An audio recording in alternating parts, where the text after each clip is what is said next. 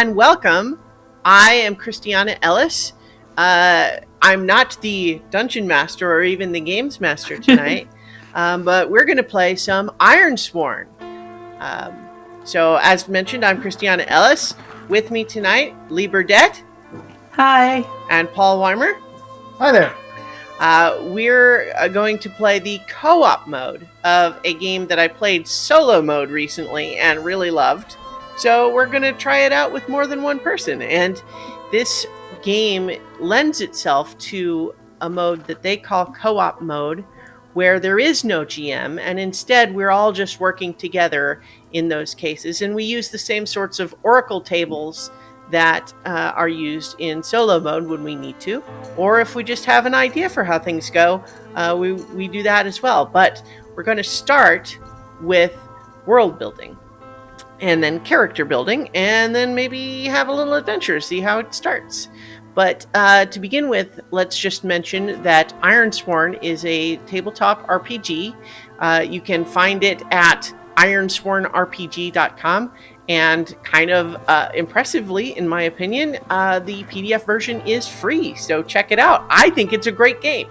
So if you're unconvinced, maybe watch us play it a little bit and see what you think. But remember, you can find it always at that link. So, just briefly to describe what's shown on screen here, we have a little bit of a map, which is just a starter example map that comes with the base setting in the game. And then on the left side of the screen is an example character sheet. That's the character sheet that I'm going to be using, and that's what will be shown on screen, but Lee and Paul will each have their own character sheet. And we'll be referring to the main book and some of the various other move references and assets and everything, but those won't necessarily always be on screen. To the right and the right bottom is where dice rolls will show up. And as you can see, there's an action die number, and then challenge dice numbers, and then a result. And we'll talk a little bit about how those moves work, maybe right now. The short version of it is that anytime you're making a move in this game, you're rolling a d6, which you add modifiers to based on circumstances, which would be either your appropriate skill or any other bonuses that might apply in that circumstance. But then you're also rolling 2 d10s, and those are the challenge dice. So the action die score is your d6 plus your modifiers. The challenge dice are the 2 d10s. And the idea is that if your action die score is lower than both challenge dice, that's a miss. If it's higher than one of them but lower than the other, that's a weak hit. And if it's higher than both, that's a strong hit. And each move has sort of different things that happen depending on what result you get. Pretty straightforward. The nuance there is that you do have to be higher than.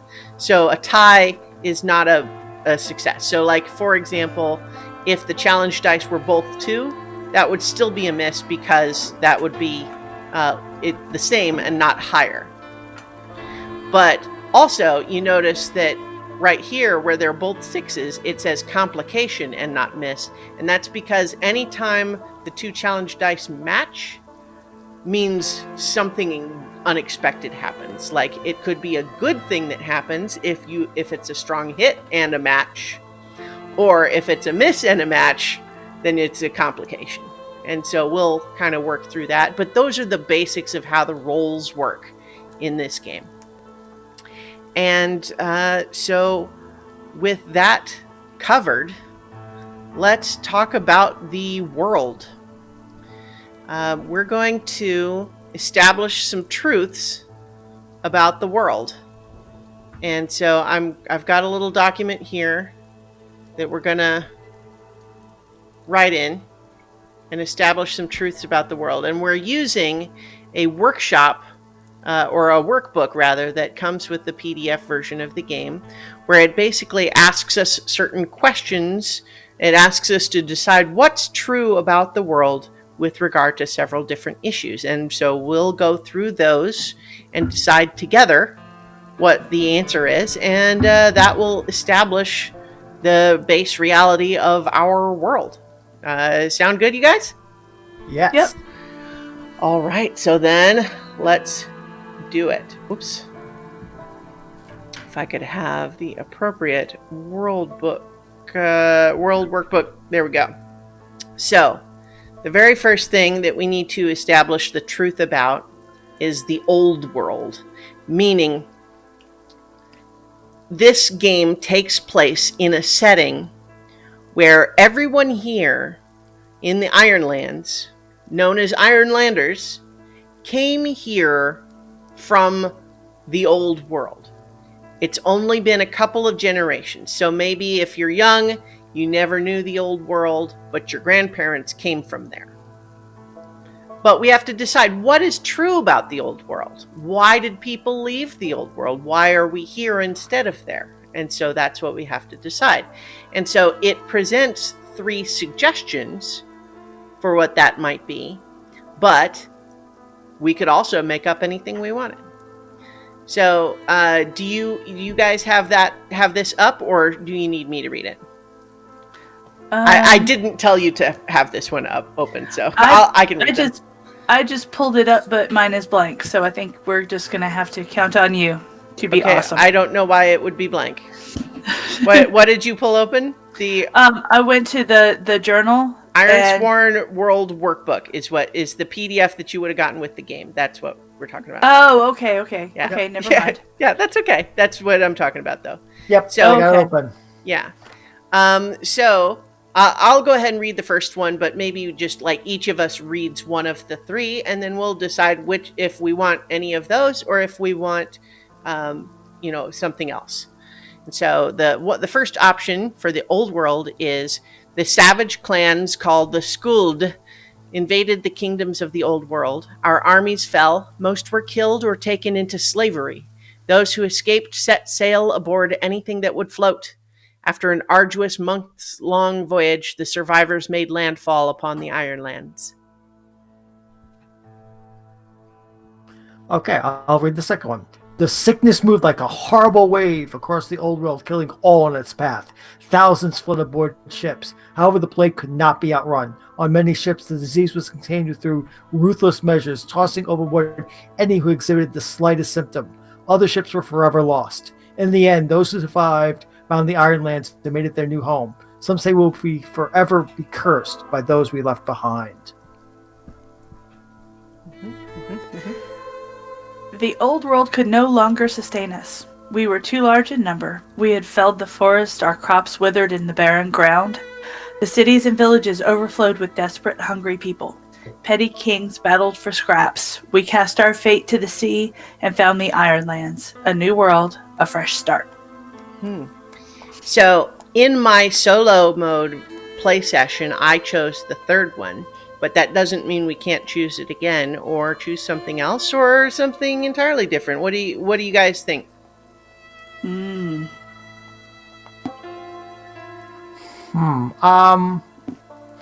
I could propose a fourth one. Yeah? Yes. Sure. Go for it. In the old world, there were many smoking mountains, volcanoes. On one fell day, many of them let loose, covering the sky in a dark cloud that killed the plants over weeks and months of endless cold and misery. We fled the old world, seeking a world where that dark cloud, where those smoking volcanoes could not reach us, and we came upon this shore to try to find a new home under clearer skies. I like that. Yeah. Yep. Do you want to add that into the document here? I've just saved changes, but each of us should be able to edit it. This co-op World Truths document, which should be in your journal. Okay. Yeah. You have to click on edit in order to open it up. Yeah. Yeah, so you can open it and just read it, or you can click edit and type in it.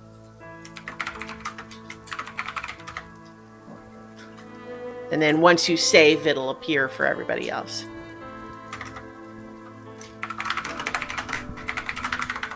Or,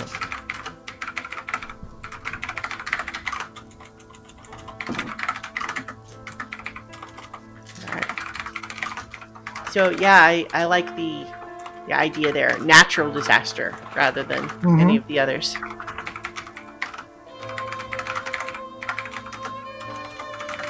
And it would raise a lot of questions too about, like, was it just natural? Was it caused by the gods? Magic? Who knows? We could talk about, because there's the first question of why it really happened, but also a very reasonable question: what do people think made it happen? Because that could certainly shape the way people treat all sorts of things.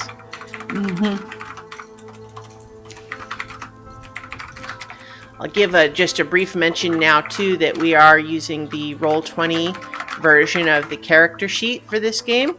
And using Roll20 just to kind of manage it a little bit. And the current ambiance music you're hearing is Lonesome West from tabletopaudio.com. All right. So where is the save button on Should this be thing? near the bottom. Save and close. Should be save changes at the bottom, like a blue button. No, I don't see that button. Why not? Did I type? Did it scroll down?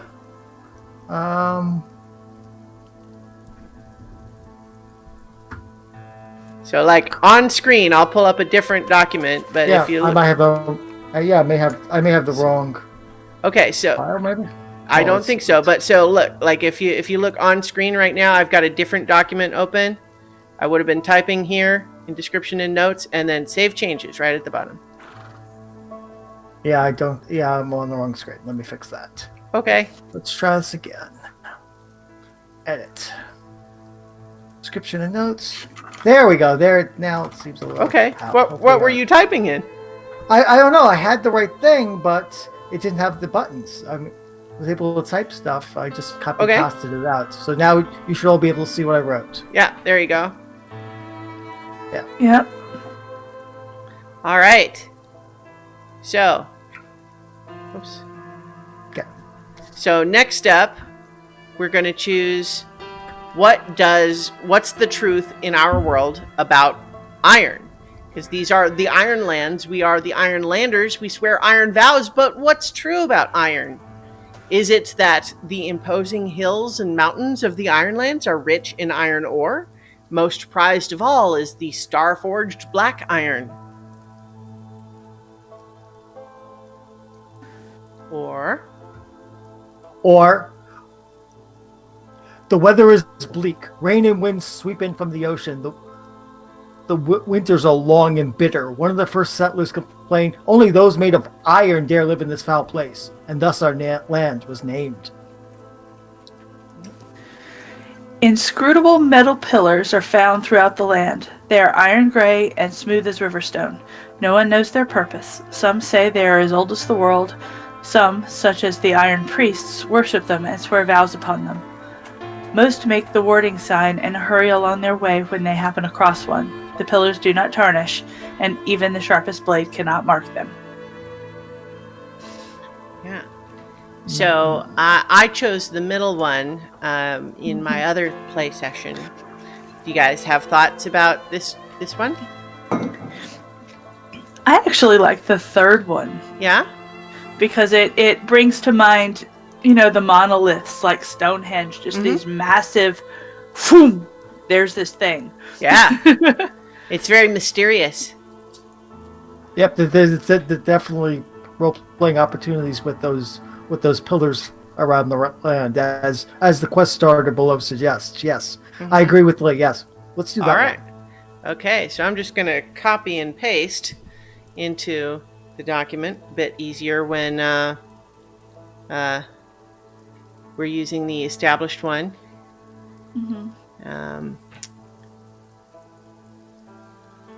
Iron. Okay, so that's what's true about iron. And next, we have to decide what's true about legacies. And so, for example, we could be the first humans to walk these lands. We could be. Or other humans sailed here from the old world untold years ago, but all there is left of them is a savage feral people we call the Broken. Is their fate to become our own? Or, before the Ironlanders, before even the Firstborn, another people lived here. Their ancient ruins are found throughout the Ironlands. One note there that the Firstborn they refer to is the sort of collective name for the things like elves and giants and such. Yeah. Elder races, yeah. Mm-hmm. I think if we were to do the middle one, where, with the Broken, that's always, we would want to try to make sure we're leaning away from the trope of like, how in real history some like Native Americans or other indigenous peoples thought of as savage by colonizers and that sort of thing. We would certainly want to try to avoid any. Actually, I think the third one actually lends itself better to the second truth about iron. Yeah. Where we have if the pillars are actually the legacy of, or part of the legacy of, the first people who lived here, and now all that's left are ruins. It kind of it dovetails together. They work together, and it could possibly be that those pillars aren't even there, that civilizations, but we don't know. We have these ruins and we have these pillars, and are they the same? Probably, but maybe not. There's mystery and exploration to be carved out of that. There's lots of mystery there, and I think we're already building in some degree of mystery and perhaps mysticism into our world. So I've gone ahead and added that one to our entry for legacies. And the next thing, we're going to talk, there is one of these for mysticism a little bit later, but next we're going to talk about communities. Someone want to read that first one? I will. We are few in number in this accursed land. Most rarely have contact with anyone outside our own steading or village, and strangers are viewed with deep suspicion. Or we live in communities called circles. These are settlements ranging in size from a steading with a few families to a village of several hundred. Some circles belong to nomadic folk. Some powerful circles might include a cluster of settlements.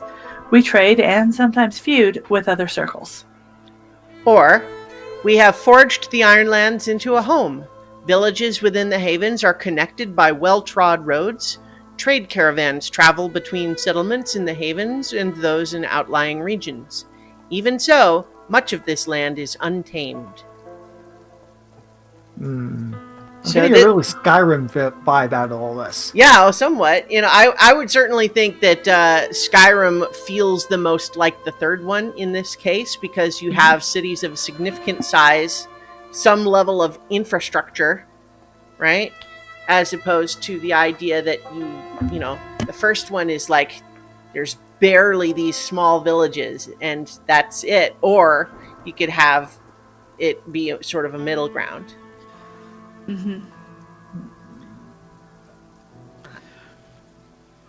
What did you do last time, Christiana? I forgot. So in my solo play one, I chose the middle one, just because I was kind of in that game going for a flavor of there's all different sorts of things that people are trying, and I kind of wanted there to be communication between them as a result. But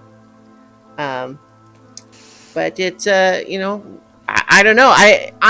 I feel like I'm maybe leaning a little bit towards the third one this time, just in the sense of when there's more civilization, it feels a little bit like there's more interesting things that can happen with the people as opposed to just interacting with the land. But we could tell great stories with any of them, of course. Do either of you have anything you're feeling drawn to? I agree with the first one. What I would think is that instead of villages, like in the havens, there might be actual towns Mm-hmm. And that the farther you get from the havens, the smaller the communities become, Mm-hmm. till where you get, like on the outer edges. Like the havens would be the center, and then the outer edges, the farther you get away, the smaller the communities and the less well-traveled the roads. Yeah. I mean, honestly, though, that what you just said sounds more like the middle one to me. Okay. Yeah, where we have a gradient of Yeah. settlement sizes. Yeah. Mm-hmm. Okay. Yeah, so there's the areas that are more settled, but then it gets sparser the further out you go. Okay. I mean, I don't want to tell you that, like, I'm not saying we should do the middle one instead of the first one, but just based on what you described, it sounded more like the middle one to me. I think it's actually more of a combination between the two. Okay, well, we can make it anything we want. So maybe do we want to, how about this? I'll copy in the language from that first one, and then let's tweak it to our liking. Yeah. All right, so starting from the version where it says, "We are few in number in this accursed land, most rarely have contact with anyone outside our own small steading or village, and strangers are viewed with deep suspicion." So do we could just elaborate on that, saying, in the havens where we first settled, there are steadings that have achieved township status, but as you depart from those early landings, the population grows sparser. I don't know. I'm getting pretentious with the language there, but what do you think? I mean, like, what? So, but I mean, yeah, we can make it whatever we want. So, what else do we want to say instead of just the sentence that's there? Or we could just leave it as it is and build on it from as we go.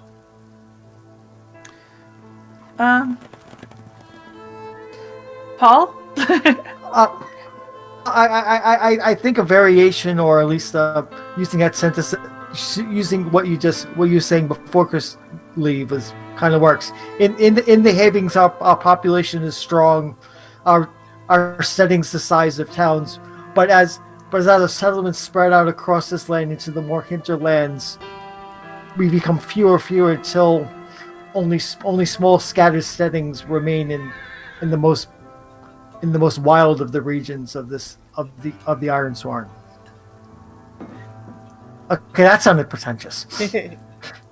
That's all right. We're all on the pretentiousness train. So how about this? So I left everything from that first sentence exactly as it was, but then added, in the havens, our population is strong with steadings the size of towns, or we could even say old world towns. Yeah, that's nice tie back to the... But we grow more scattered and sparse as we grow more distant. Yeah. Less pretentious, more descriptive. Well, pretentious is not automatically bad. But let's talk about the next thing, which is leaders. So we could have leadership is as varied as the people. Some communities are governed by the head of a powerful family, or they have a council of elders who make decisions and settle disputes. In others, the priests hold sway. For some, it is duels in the circle that decide. Or, each of our communities has its own leader, called an overseer. Every 7th spring, the people affirm their current overseer or choose a new one. Some overseers wear the iron circlet reluctantly, while others thirst for power and gain it through schemes or threats. Or numerous clan chiefs rule over petty domains. Most are intent on becoming the one true king. Their squabbles will be our undoing. So I chose the first one in mine, but partly because there was an explicit element in that world that the old ways had failed us, and so everyone was kind of trying their own new thing. But here, I don't know, do we want there to be any kind of an established sort of structure that people tend to follow wherever they go? Like this idea of the overseer, like that's how you do it. And when you go from one village to another, everyone does it the same? Or do we want it to just be kind of chaos? Well, given that we have a variety of sizes ranging from old world towns to a couple of villages, I think the first one leans best into that because, it also gives a sense of mystery. You're traveling to a new place, you don't know what exactly to expect, and we'll have to negotiate with whatever power structure is there, not knowing what it's actually going to be. Mm-hmm. Yeah, and I think that different leadership styles lead themselves to different types of settlements. Mm-hmm. So if you are in a town size, they may have an elected mayor, whereas if it's just a few families, it might be the elders getting together to decide what's going to happen. Okay. So it sounds like we're going with that first one. Does anyone have any tweaks that you'd want to make to it? If not, that's okay. No, I don't think so. I think that's how it plans. Okay, so our next... Oops. What's our next category? Defense. Why don't you start first, Lee? Okay. Here in the Ironlands, supplies are too precious and the lands are too sparsely populated to support organized fighting forces. When a community is threatened, the people stand together to protect their own. Or, the wardens are our soldiers, guards, and militia. They serve their communities by standing sentry, patrolling surrounding lands, and organizing defenses in times of crisis. Most have strong ties to the community. Others call free wardens are wandering mercenaries who hire on to serve a community or protect caravans. Or the last option is, our warbands are rallied to strike at our enemies or defend our holdings. Though not nearly as impressive as the armies that once marched across the old world, these forces are as well trained and equipped as their communities can manage. The banners of the warbands are adorned with depictions of their old world history and Ironland victories. Now, what I'll suggest is that at first blush, that last one sounds like it maybe wouldn't fit what we've established so far, which is that we don't really have a lot of people here yet. But the question is not so much, like, it's explicit that these armies are not as big as they were, but it's a question of, if you have this village, do you think that they would feel it's important enough to have people whose job it is to just protect the village or whatever, to the point where they get trained on that, they get resources for that, they don't have to do something else, and everyone else supports them because it's considered that important, right? And then depending on the size, every sort of village would have different amounts or whatever. Yeah. I actually think that makes sense, especially if the hinterlands are dangerous. Mm-hmm. Because, it would be, to start a new community, you would get, a certain number of a warband to, help defend you as you're setting up from your old community when you're just starting. Well, at least that's what makes sense to me. I think there's an implication, that if we're going with number 3, that the lands are dangerous enough that warbands are not just a good idea, they're a necessity. Yeah. So that side obliquely tells us a bit about the Ironlands in general. Right. So it's kind of there is a martial element to the culture where it's just sort of like expected as obvious that anywhere that you have a group of people hoping to make a place for themselves and live there, obviously you need to have someone whose job it is to keep that place safe. And you have as many people doing that as your little place can manage. Mm-hmm. Right? Because it's important to have a lot, even if that means everyone who's not doing that has to work harder in order to support it. Yeah. I'm just flashing on how I play Civilization games. Oh. Where you you link your settler with the military unit that's going to defend it. Mm-hmm. And then once you're there, that military unit is then has barracks in that city, Mm-hmm. and it continues to defend it while it's there. Mm-hmm.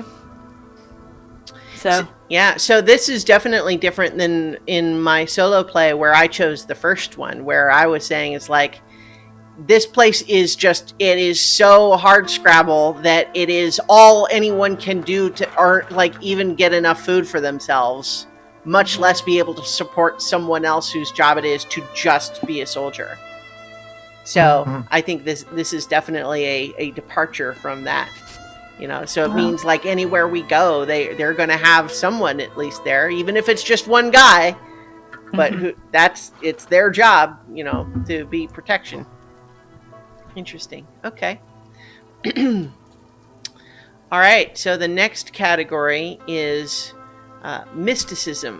Speaking of civilization, it's a Tekken Civ. Yeah.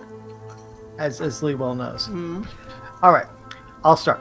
Some still find comfort in the old ways. They call on mystics to divine the fortune of their newborn or ask them to perform rituals to invoke a bountiful harvest. Others act out of fear against those who they suspect of having power. However, most folk believe true magic, if it ever existed, is lost to us now. One clarification before we go on. I'll just clarify that when we talk about mysticism here, this does mean like magic and or witchcraft and spells and that sort of thing, as opposed to religion, which is it's a separate category. But so on that note, the middle section selection is magic is rare and dangerous, but those few who wield the power are truly gifted. And finally, magic courses through this land as the rivers flow through the hills. Power is there for those who choose to harness it, and even the common folk often know a helpful ritual or two. So I chose the first one in my other game, deciding to have it be a pretty low magic setting. But I don't know. What do you think? Do we want this to be something where, like the middle one, I would imagine it's like there's no real question, except maybe in a very isolated area. There's no question that like magic exists. It's a thing that's real in the world, but not everybody can do it, or maybe people are afraid of it. But it's unquestionably real, as opposed to something that maybe people just think is superstition. Or do you think we would want to have it be like high magic, like it's real because you see it every day? I'll be honest, I like the everyday magic. Yeah? There's lots of magic. There's lots of magic. That explains why we've been able to flourish as well as we have, having escaped the old world to this place after disaster. Is because there's magic here. And maybe there wasn't magic there. We've got all of these iron monolith things everywhere. Yeah. Who knows what that means, right? And it also explains why the land around us is so dangerous, because if magic is everywhere, the more dangerous animals are also magic. Yeah. Owl bears and griffins, oh my. All right, cool. So I've added the last option there to the document. And so next up is religion. And so the first religion option is, a few Ironlanders still make signs or mumble prayers out of habit or tradition, but most believe the gods long ago abandoned us.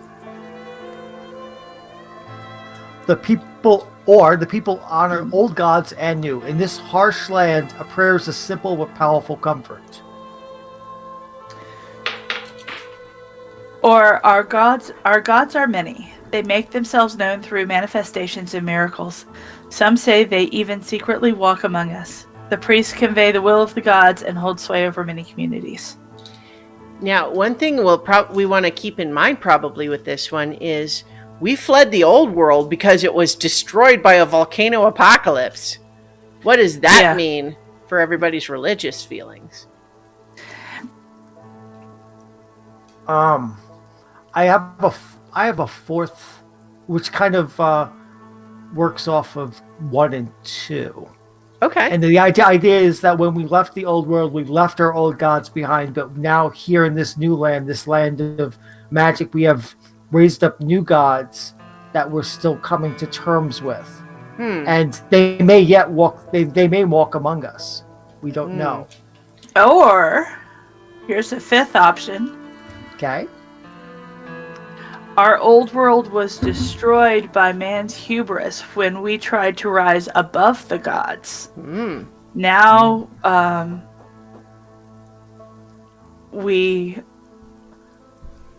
so those gods have abandoned us, but we have raised new gods and are very devout to them to prevent a second apocalypse. Or something similar to that. I don't know. Well, so I do kind of like so one of the things also we can keep in mind too is that it doesn't have, whatever we pick here, it doesn't have to be true of every single person, right? There could be factions, right? Like that could even be that could be part of what we say the truth is that there's differences. But I do kind of like the idea of, so like with the idea of new gods, so that sort of raises the question of, are we presupposing that these gods, are they like pre-existing higher powers, or are they more like spirits that are given their power through people's faith? I think it would make more sense for option one, that they're pre-existing powers that we found once we came here.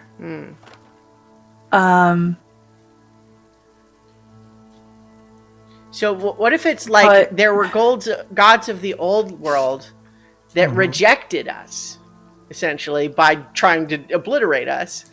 Yeah. And so now we're trying to forge a relationship with the new gods of this new world. And it could be that some are, it might be that the general agreement is we can't let what happened before happen again, so we have to do whatever they want. But maybe we don't necessarily understand them super well yet. Because they're gods and not human, after all. Yeah. Is that more like the third one of these options? Well, that's like our gods are many. Do we think that it's a lot, or is it just like a couple? Or do we think it's maybe there's a couple where we've been, there might be more out there? I think I like the idea of there might be other gods out there we just haven't found yet. Because we haven't explored all of the Ironlands. There are gods yet to be met. Okay, how about this? The gods of the old world cast us out in a fiery apocalypse.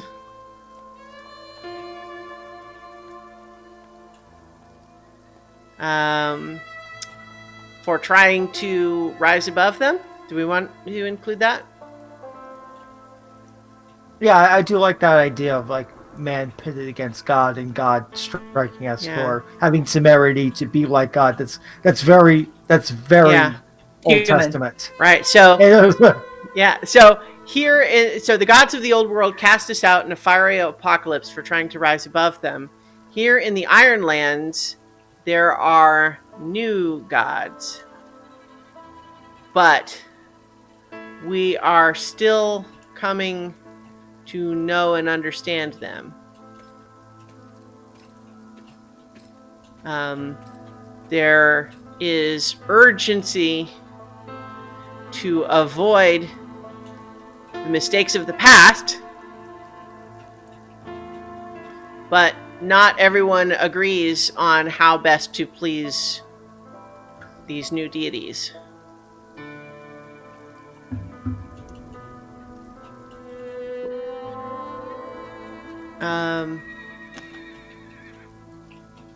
Does that sound good? Yeah. Yeah. Not everyone agrees how best to please these new deities, and there may be more of them still to discover in the wilds.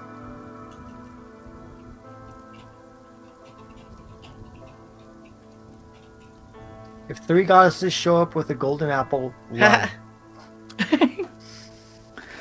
All right, so that's religion. Our next category here then is Firstborn. So, and that is, as I mentioned, like elves, giants.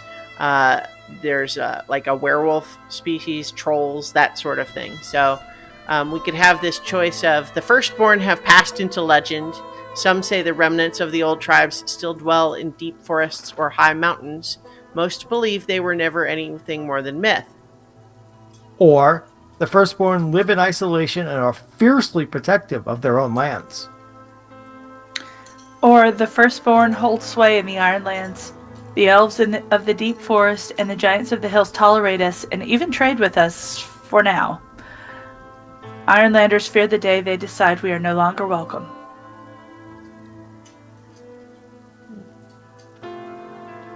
I don't know. What do you guys think? I'm leaning towards 2. I mean, if we were going to go or 3, but 3 we'd have to modify because clearly in some areas of the Ironlands that's not true, but in the more isolated areas where we're thinner on the ground, that might be much more the case. Well, so like it specifically says the elves in the deep forests, the giants of the hills. So maybe it is that's part of why we are more plentiful in the havens, is because that's kind of where we've been allowed to be. Outside of that region, there's fewer people because you kind of have to be willing to sort of be encroaching onto the territory that might not be entirely welcome. Mm-hmm. But it's a question of, are they decidedly more powerful than us? Or is it something where, like, if it came to a fight, would we even have a chance?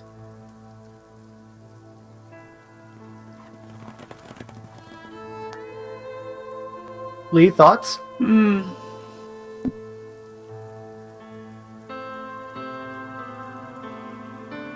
Because it could be a Cough, case, cough. a case where we have, like, are we kind of refugees from the old world still, and they're sort of letting us be in the places they don't care about? Or could it be more like, no, we've established a foothold here, and we're establishing more of a power base, and it's going to come to a point where if they try to push us, we might push back.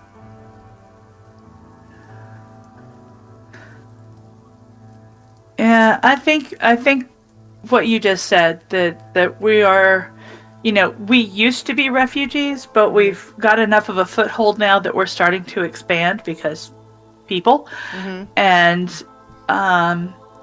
so as the communities of humans gradually spread, we're going to come in more and more conflict with the Firstborn. And whether or not it's going to be our numbers versus Their power, yeah. their power, that's going to be that's going to be the thing to that nobody knows.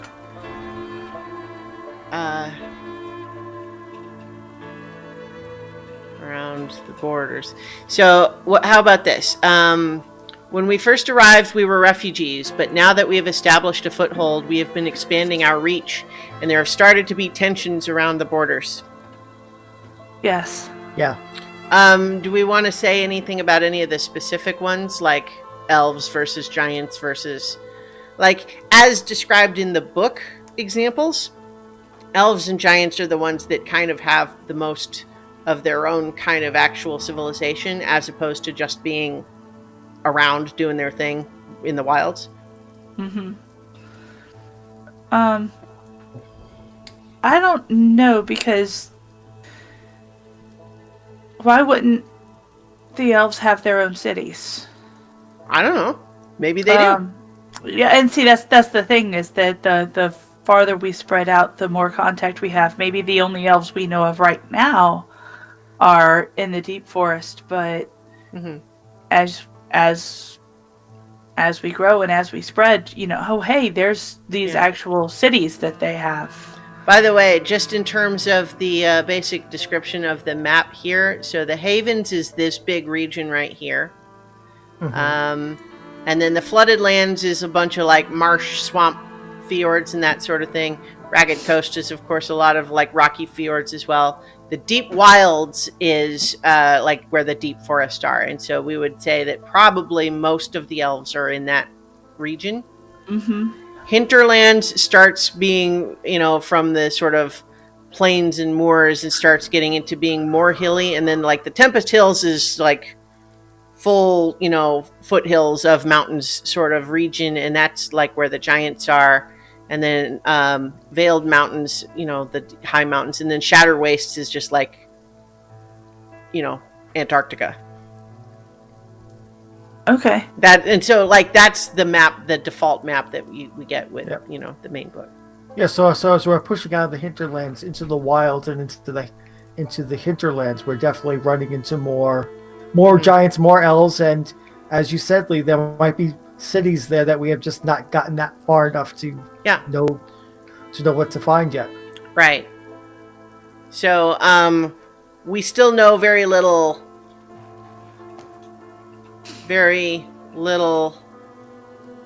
about these secretive peoples. Yeah. Peoples. All right. Okay. Next is beasts. Beasts. And so once again, we'll do a minor clarification that beasts in this context does not merely mean animals. It is more like giant animals or monstrous animals. Like you could have a pack of wolves that would not be beasts in this sense, but rather giant wolves. Maybe you get the one, the fancy ones with multiple tails and all that good stuff. I'm getting a possible Pleistocene megafauna. Yeah, there you go. Vibe. But so the suggested modes are: the beasts of old are nothing but legend. A few who travel into the deep forests and high mountains return with wild tales of monstrous creatures, but they're obviously delusional. No such things exist. Or monstrous beasts stalk the wild areas of the Ironlands. Or beasts of all sorts roam the Ironlands. They dwell primarily in the reaches, but range into settled lands to hunt. There, they often prey on cattle, but attacks on travelers, caravans, and even settlements are not uncommon. So one note for this one, the last category after this one is horrors, which would be things like ghosts and undead and that sort of thing. So I think that, this one and the next one, we're kind of deciding, like, if we're saying these lands are dangerous, what is the biggest reason they're dangerous? What is there the most of, right? And it could be all of them. It could just be that there is just constantly all sorts of dangerous things everywhere. But we could also sort of pick what we think would be the more common. I think with the proviso that, we send out new settlement starters with their own soldiers, and that all settlements have their own soldiers, I think that the one that would make sense is the third one, that beasts of all sorts roam the Ironlands, and they just they are a constant threat, and that's why you have a militia of at least 1, 2, 3 people per settlement. Right. Well, so so that could be true. Like the different things that you might need that for, right? Could be beasts, could be horrors, could be Firstborn, could be other people, right? Other Ironlanders. Yeah. Like maybe we don't all get along. Yeah. Which is probably true, at least in small ways. Like, doesn't mean it's the primary threat. But so do we want there to just be lots of beasts everywhere, all over the place? That's what I chose in my other one, but we can certainly do whatever. I think at least 2, if not 3. I mean, I want the place to see megafauna. The question is just how common they are. Yeah, does the saber-tooth tiger come into the villages to hunt, and that's why you have the soldiers there, or is it as soon as you leave the civilized land, or do the monstrous beasts start the wild areas and they're now starting to encroach on more settled areas as the food source is now coming to them? I would have assumed that the settled areas, if there are fewer, it's because we have gradually pushed them out. I mean, I think they would probably range wherever otherwise, right? Yeah.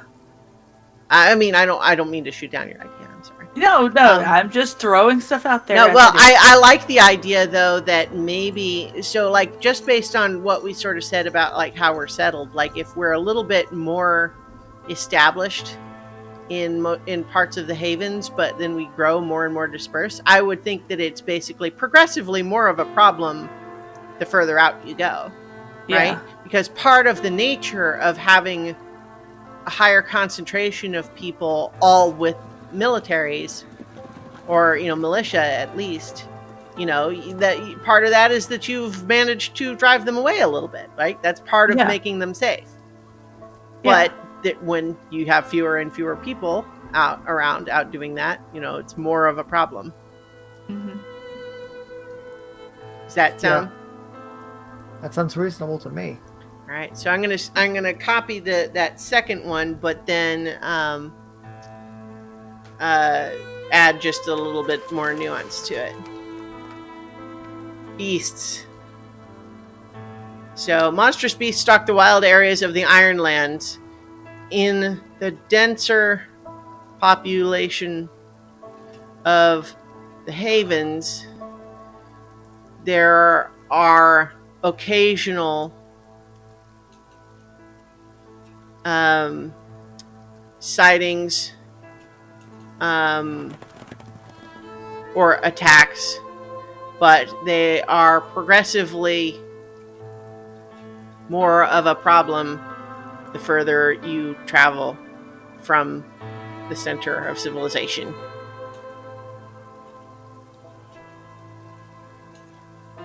Okay. Does that sound like what we're wanting? I like it.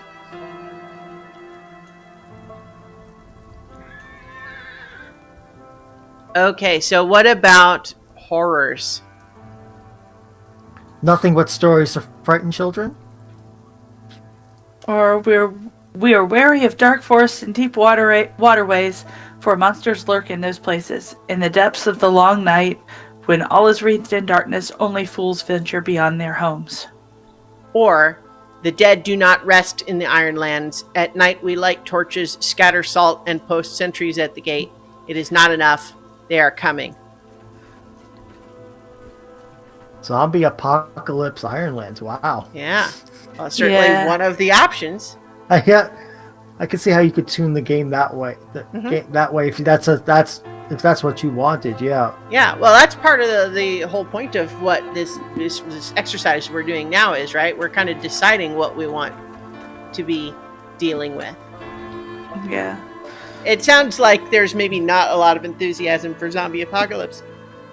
Not given what we've already established. I mean, we'd have to tweak lots of other things to make the zombie apocalypse worthwhile. I'm thinking number 2 myself. Yeah. Because we established this is a really dangerous land with pockets of problems. Not the dead are coming every night and we're doomed. That just does not fit our tone. At least we've established this time. Right, and especially since we've established that this is kind of a relatively high magic setting, it does seem more likely that such things would happen at least sometimes. They're not nothing, but they're not just a constant, omnipresent threat. Right. Yeah. Okay. All right. So, that is the completion of our World Truths. So this is a handout that we can just, have at a reference anytime we're kind of trying to think about what's true about any given situation. We can try to think about how does it fit into the context of these things are true about the world. All right. All right. So next it's time to build our characters. So let's briefly talk about the character sheet and what it shows on it. So there's obviously up here, there's room for a name. There's experience, which gets marked when we complete and fulfill an iron vow. This track on the left-hand side is momentum, which is a mechanical thing where if you can do moves that increase your momentum, you can sometimes use that momentum to cancel out a bad roll and let you succeed where you would have failed. On the right-hand side, we have health, spirit, and supply. We will each have our own health and spirit tracks, but as a party, we share one supply track. The stats here, edge, which is going to be most like dexterity would be in Dungeons and Dragons. It's precision, speed, that sort of thing.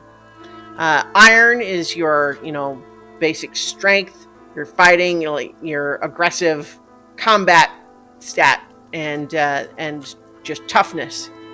Heart is all about empathy and insight, being able to read people, get along with people, connect with people, which is important because forming bonds is an important part of the game too, as we'll talk about in a moment. Shadow is where you're doing sneaky things, like you're trying to be stealthy, you're trying to be quiet, you're trying to be, shady, like you want to pickpocket someone. That's a shadow roll, for example. And then wits, of course, is, intelligence, observation, education, that sort of thing. So each of us is going to have a score between 1 and 3 for each of those. We're going to have 1 3, 2 2s, and 2 1s. And we'll decide what we want for those in a moment. Below those stats are bonds. And if you notice each box, you can pick a dash, a plus, an asterisk, or a pound sign. And the idea there is we're marking ticks, like a tick mark, right? So a dash is 1, a plus is 2, an asterisk is 3, pound sign is 4, right? 4 marks. And so as you forge bonds, and we'll all start with 3, you mark them on your bonds tracker. And the reason that it's important to mark bonds is because, in theory, if you wanted your character ever to retire and have an epilogue for their character, depending on how many bonds you have, it basically determines how likely it is for you to get the ending you want. And it's because mechanically what this game wants you to do is connect with people. Then there's vows. Swearing an iron vow and then fulfilling it, completing it, is how you advance in this game. That's how you get experience. And so everyone starts with a background vow, and then we're going to collectively decide on an inciting incident that will give us a new vow to start with. And we don't necessarily all have to swear the same vow, but we could. Like, we could collectively swear one vow, and then each of us would do it. Actually, I have to look up what it says for that. But generally speaking, every time you swear a vow, you're choosing troublesome, dangerous, formidable, extreme, or epic, depending on the difficulty. Your background vow is generally going to be extreme or epic. And the idea there is that would take a whole campaign to complete, even if you're working at it. It's meant to be that sort of thing. Like, you might not even ever make progress on it, but it's supposed to just kind of inform your character as this sort of general thing that you're paying attention to in between all the day-to-day stuff. And then the inciting incident one is going to likely be troublesome or dangerous. And those are, you mark those boxes just like with the bonds, with 1, 2, 3, or 4 ticks. And depending on how difficult it is, every time you make progress on it, you mark more of it. So like a troublesome one, which is the easiest, if you make progress on it, you're going to mark 3 full boxes with 4, with the 4. So you'll fill up 3 boxes, and then you'll fill up 3 boxes the next time you make progress, and so on. and the reason you're trying to fill those is because when you're ready to try to say, I am completing this, I am fulfilling the vow, it's done, you would roll on it, and depending on how many boxes you've filled, you increase the odds of success. And then if you have a dangerous vow, you are filling just 2 boxes with each time you make progress. Formidable, you fill 1 box. With extreme, you mark just 2 ticks in each box, so it takes 2 making progress to fill 1 box. And then epic, just 1 tick, so it takes 4 making progress to fill 1 box. And that mechanism for building progress is used for several other things. For example, in combat, fighting an enemy, and also making progress on a journey, which is a mechanic that I actually quite like.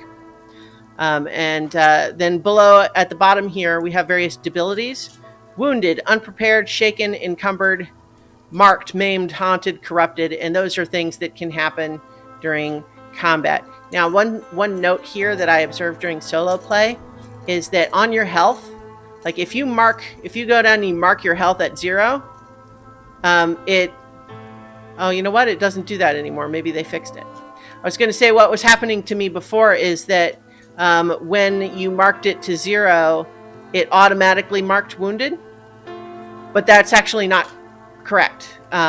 It's per the rules, you only mark wounded if you're at 0 and you miss on an endure harm move, which we'll cover more. But looks like they fixed it, so good. All right, so now we're going to make characters.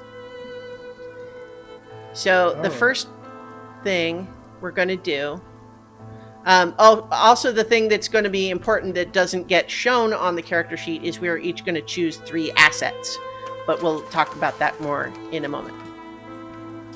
So there are tables full of names that you can use as examples to choose from. And just for fun, because I like all of the oracles, I'm going to actually roll on the Ironlander names table for my character's name. So I'm going to roll a D100. I got a 1, which, I mean, is not like a bad thing in this context, but it's just, it's like, oh, look at that. That's auspicious. But what that would make is my name would be Solana on my character sheet. So I'm going to go ahead and use that for mine. But feel free to, you can either roll, or it looks like, Paul, you've already decided on a name? I saw a name I liked and just grabbed it, yes. Great. Do you have a thought for your name, Lee? Or you can wait and choose later if you like. I'll probably choose later. That's fine. So the next bit of creating your character is where I've got there we go. Creating your character. We decide kind of basically what's your basic concept and how does that fit into your stats. So each of us is going to need to choose one of those 5 stats to be what you're best at, what you put your +3 in. And that can be anyone that you want. Like my solo play character is Heart at 3, but I think I'm going to make this character be let's see. It's funny because I was gonna do Shadow and say that they're an edgelord, but there's actually a different stat called Edge. So an edgelord theoretically ought to have Edge as their number 1, right? But yeah, well, no, you know what? I take it back. I want to be. Well, okay. How about this? Since I've played once before, I'll let you guys pick first.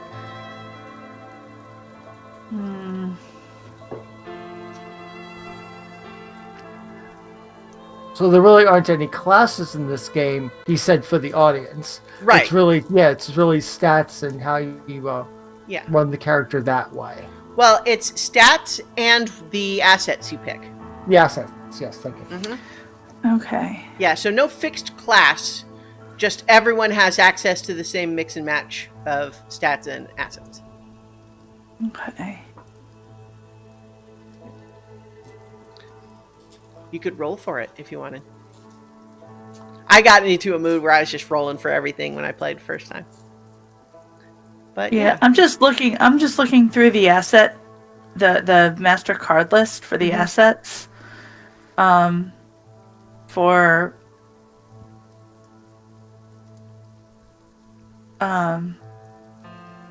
what it is that I want to do. Well, I think unless it steps on the toes of what either of you were thinking, I think I'm actually going to pick wits for number 3 and imagine that I'm like a magic user. Like I'm into the whole rituals and doing all that stuff. Like that's my main thing. Yeah. I think I'm going to pick edge for my 3. Okay. Okay. What? I'm going to. Well, that's. If I think thinking aloud about this game, looking at the assets and working backwards to the stats that work best with the asset you want, which is a legit way to do it. Which is leaning me towards. Oddly enough, I was thinking iron, but looking at this asset I really want, I guess it would be heart. Which one is that? Which asset? I was thinking the young wyvern, actually. Oh, having a young wyvern companion? Yeah. Yeah. Well, so let's see. Let's look at that one. So, anytime you pick an asset, there are 3 things listed on it. And if one of them is already, if one of the little circles is already filled in, that's the only one you get to start. If there's not one filled in, like on the young wyvern, all 3 are open. That means you pick one that you get the first time. Oh, okay. And then if you use experience to upgrade it, you would get another one. Oh, okay. So then I am going to go with iron then, but I still want the wyvern. I just won't take savage first then. Yeah, so I'm going to go with iron as my highest. Great. I think I'm going to pick shadow and edge to be my 2s, which means that my character is not as good with iron and heart. Now, a 1, it should be noted, our characters, like in D&D, we are exceptional people. So even a 1 does not mean we are bad at it. A 1, in theory, means that we might even be theoretically better than average. But it's not our best thing. So you don't have to roleplay being bad at something just because that's your 1. Besides, the dice will help with that anyway. This dice system is hard to get hits in. Just so you guys know. Rolling a d6 plus bonuses against 2d10s, that's not easy. Right. So what are you guys thinking for your sort of your 2 skills? Heart and edge. Heart and edge? Nice. Yeah. So you have iron, heart, and edge as your primary ones. Mine is shadow, wits, shadow, and edge.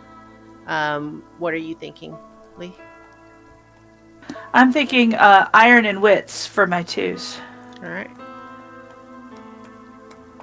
And what was your first one? I forgot. Edge. Okay, great. We're balancing all each other's out, which is good. Yeah.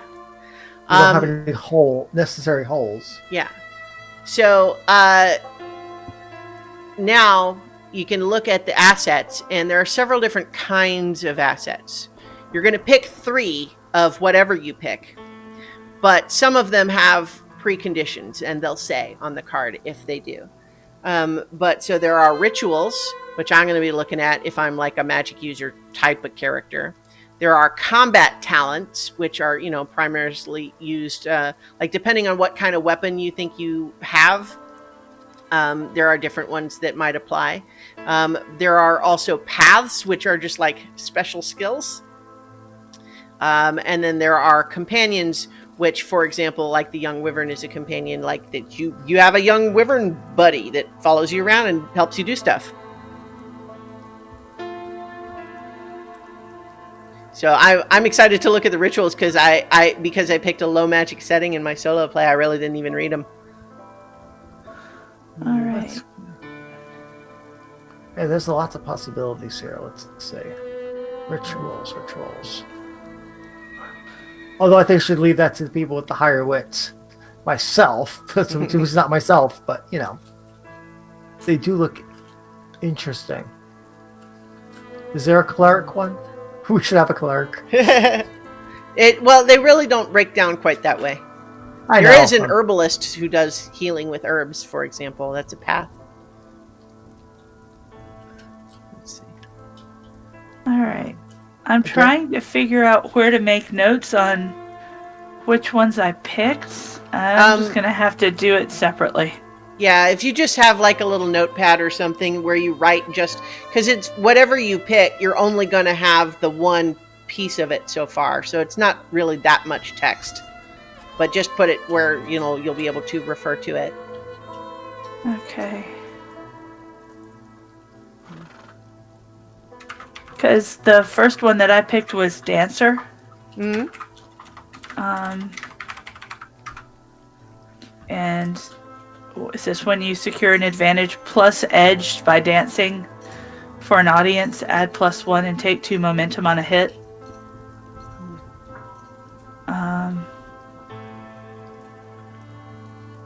So the only one you get is the first one that's marked? If there's one marked, that's the one you get. And that's it. If you upgrade it later with experience, you can choose one of the others.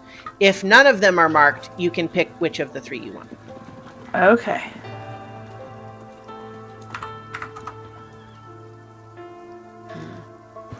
And we get 3 of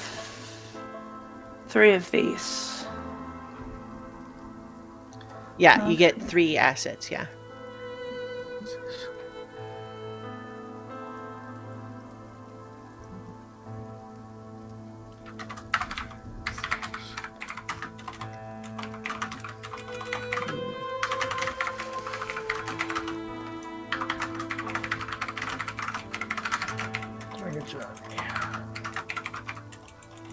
Yeah. So I'm looking at several of these rituals. It's we're all reading stuff, so it may be a little bit boring for anyone just watching or listening right now. But I'm certainly looking at the different rituals, and there are some really cool ones here. Yeah. Yeah, there's some really cool stuff. And remember, listeners, you can get the PDF for free. Yes. That's a low price you should check out if you're interested in role-playing games, because this looks really cool. Yeah, so I would just say, as you guys pick one, go ahead and say what you're picking and what it does. Yeah. Yep. As I said before, my first one is the Wyvern. I'm going to take Insatiable. So basically, Insatiable gives... When you undertake a journey and score a hit, you may suffer -1 supply in exchange for +2 momentum. I'm getting the sensation that momentum's important in this game, so... Yeah, it is. What I found in playing the solo version of the game is that it's easy to let that momentum deplete. And it's hard to get a strong hit in this game. And you increase your odds significantly if you're able to have enough momentum to cancel those dice. And when something's really important, like when you're trying to conclude a journey or fulfill a vow, you want to have your best chance possible. So keeping your momentum high is important. And so mechanically, moves like face danger or secure an advantage or something that gives you momentum, or doing anything that gives you momentum, is something you almost want to alternate every single move with to try to keep your momentum up when you can. Sometimes the fiction won't let it happen, right? Mm-hmm. So sometimes the dice just don't cooperate. I grabbed a Skirmisher. It says, if you wield a spear, when you face danger by holding a foe at bay using your spear's reach, roll +iron or +edge. If you score a hit, you may, if you use iron, and if you have initiative or clash now, and then add +1, and then edge, you take +1 momentum. So we'll see how that works. Well, I'm taking a ritual called Sway, and the first effect that I get for this is when you speak a person's name 3 times to the wind, roll +wits. On a strong hit, the wind whispers of this person's need. Envision what you hear. Ask the oracle if unsure. If you use this information or fulfill this need when you compel them, you may re-roll any dice one time only. On a weak hit, as above, but the person's need creates a troubling dilemma or complication, and you have to endure stress. So, note, compel in this context does not necessarily mean like aggressively or anything like that. It just means anytime you're trying to convince someone to do something. So it could be a very friendly persuasion. It could be flirting. It could be threatening with a weapon. Compel is just about like whatever it is that you're doing, you're going to roll a different stat.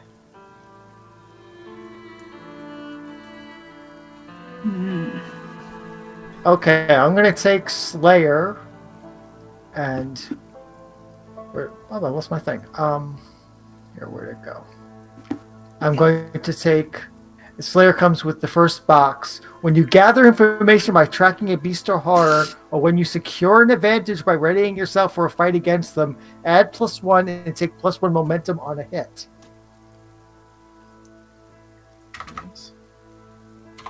So I'm kind of like that guy from Bring Him Back Alive, except maybe not Bring Him Back Alive, just Bring Him Back. I'm already thinking about how this woman became my companion. Is like I stayed my hand and gained this loyalty for now. So let's see. So they're rich. Let's see. Rich combat talent. Let's see. Archer, Berserker, Brawler, Cutthroat, Duelist, Fletcher, Ironclad, Ongoing, Shitless, Skirmisher, Slinger. Oh. Choices. Right. I don't like suffering -1 momentum. That doesn't sound good at all. No, let's not. I know. It's just like momentum seems to be a big currency in this game. But It is.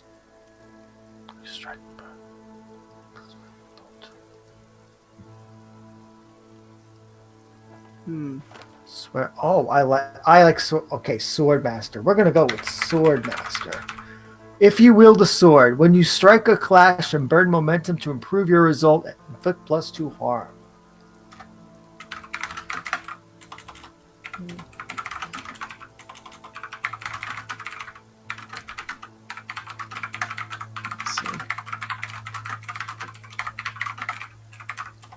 I kind of want to grab a ritual myself, but I want to grab one that you aren't going to grab, Christiana. Well, we said that like magic is common, so that certainly makes sense. Was there a particular one that you were kind of leaning towards? Because I hadn't really decided on all mine yet. I was leaning towards either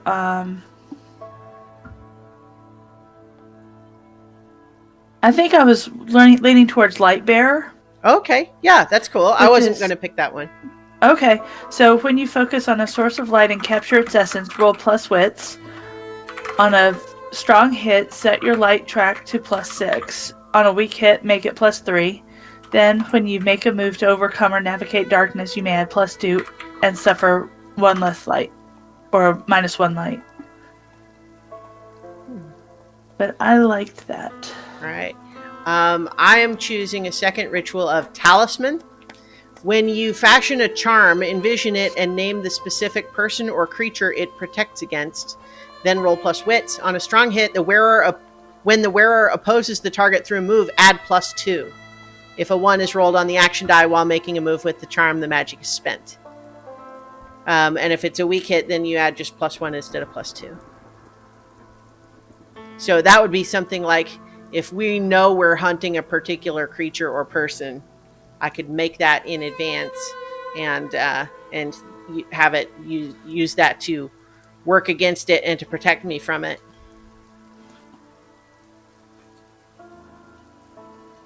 All right.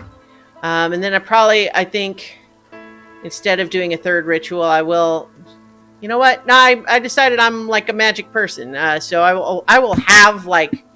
I'll have, say, a dagger, but I'm, my magic is my thing. Mm-hmm. So I'm gonna pick Ritual Ward as well.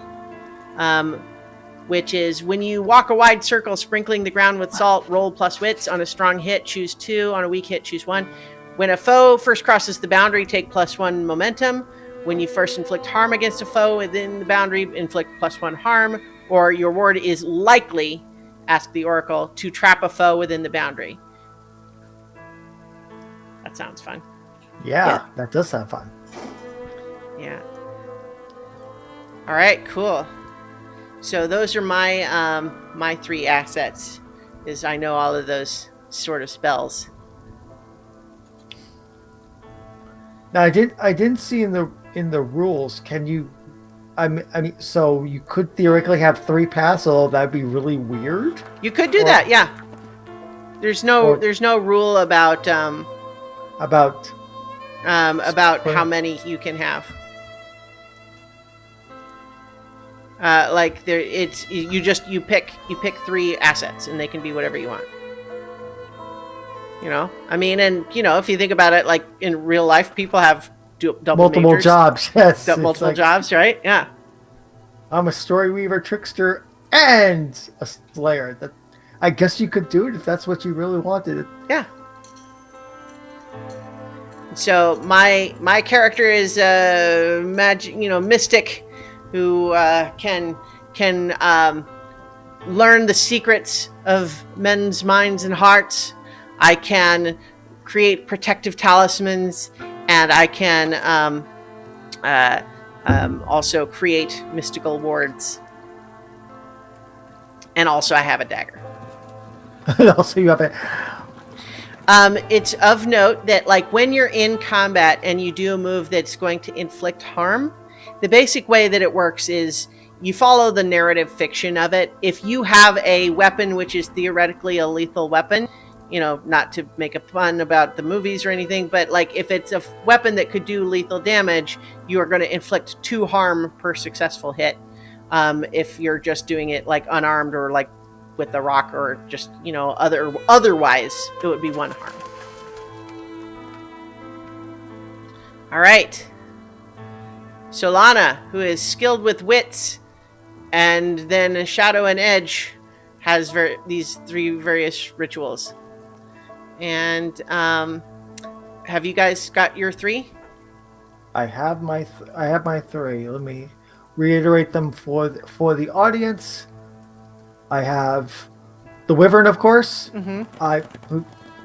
Not yet named, who has the power Insatiable, -1 supply for +2 momentum when doing a journey, and score hit on undertake a journey. Slayer, when you gather information about tracking a beast or horror, or when you secure an advantage by readying yourself for a fight against them, add +1 and add +1 momentum on the hit. And Swordmaster, when I strike a clash and burn momentum to improve your result, inflict +2 harm. So yeah, I'm thinking beast/horror tracker dealer wither. Sure.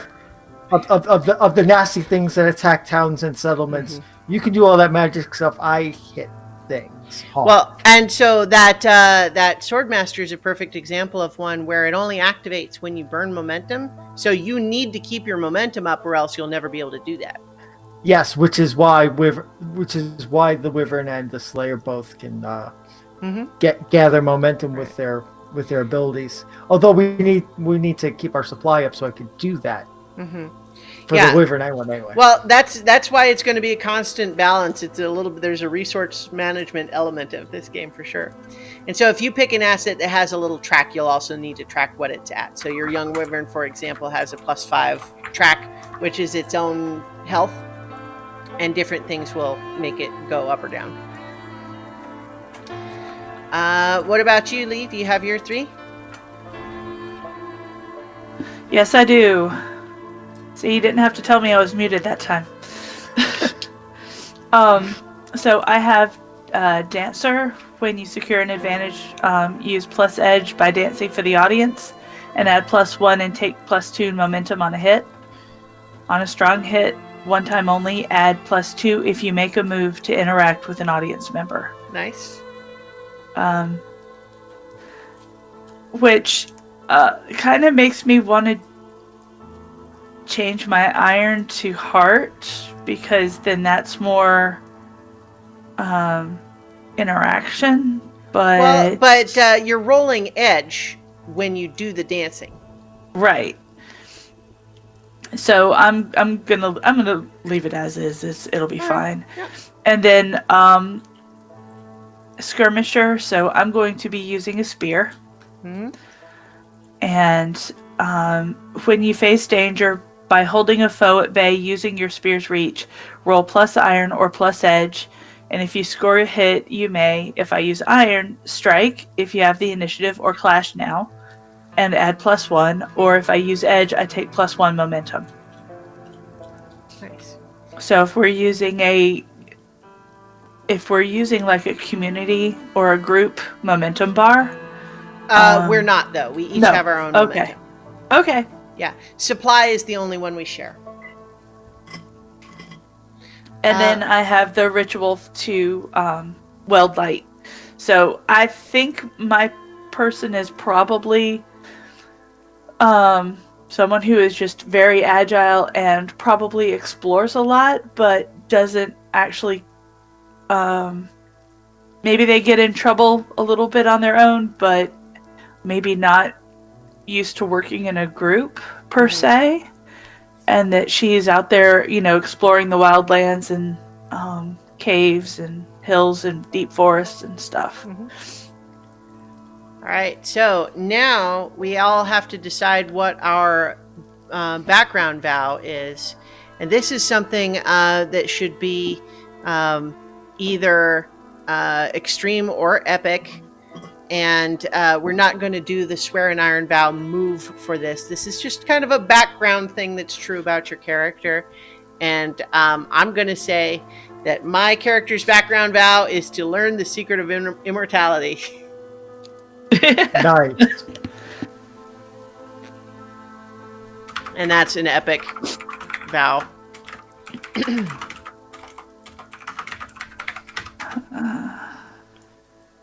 Yeah.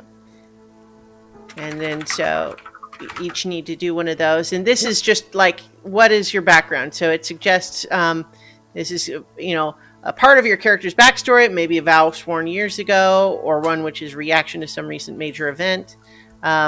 Fulfilling this vow will not be easy. It might take months, years, or even decades to see it fulfilled or forsaken. And so it should be a big, long, epic thing that could not be resolved quickly, but should have something where, like, you can tell whether you've made progress on it or not. All right. Right? Like something that's completely abstract, like become a better person. Like, how would you measure that? Right? It needs to be something you could chart progress on. All right. I think my character's background vow is to see the light ribbons over the shattered wastes. Very nice. Cool. Oh, the aurora, nice. Yeah. I have a much more bloody one. To find, meet, and kill the Queen of Dragons. Whoa! I've kind of built this character as kind of like a killer of beasts and horrors and bad things, and the Queen of Dragons is kind of like the top of that food chain. Right. So is there a reason for wanting to kill it, or just because it's like, I kill monsters, it's what I do, and that's the biggest one, so just set your goals high? Or is there a personal, like, vendetta or something? Or is it just I'm not sure. It depends on our inciting incident. I was imagining maybe the village where I grew up, my family was killed by a dragon, so I decided, I'm going to kill beasts, and I'm eventually going to get revenge by killing the biggest one of them all for the sake of my dead family. So you really are playing Skyrim. Yes, I'm sorry, that's how it shall. No, that's cool. I mean, the default theme on here is very sort of Skyrim influence for sure. I did replay Skyrim the last few months, so it's kind of on the brain. That's cool. That's cool. So, in the next step would be envision your inciting incident. Actually, before we do that, let's talk. Well, you know what?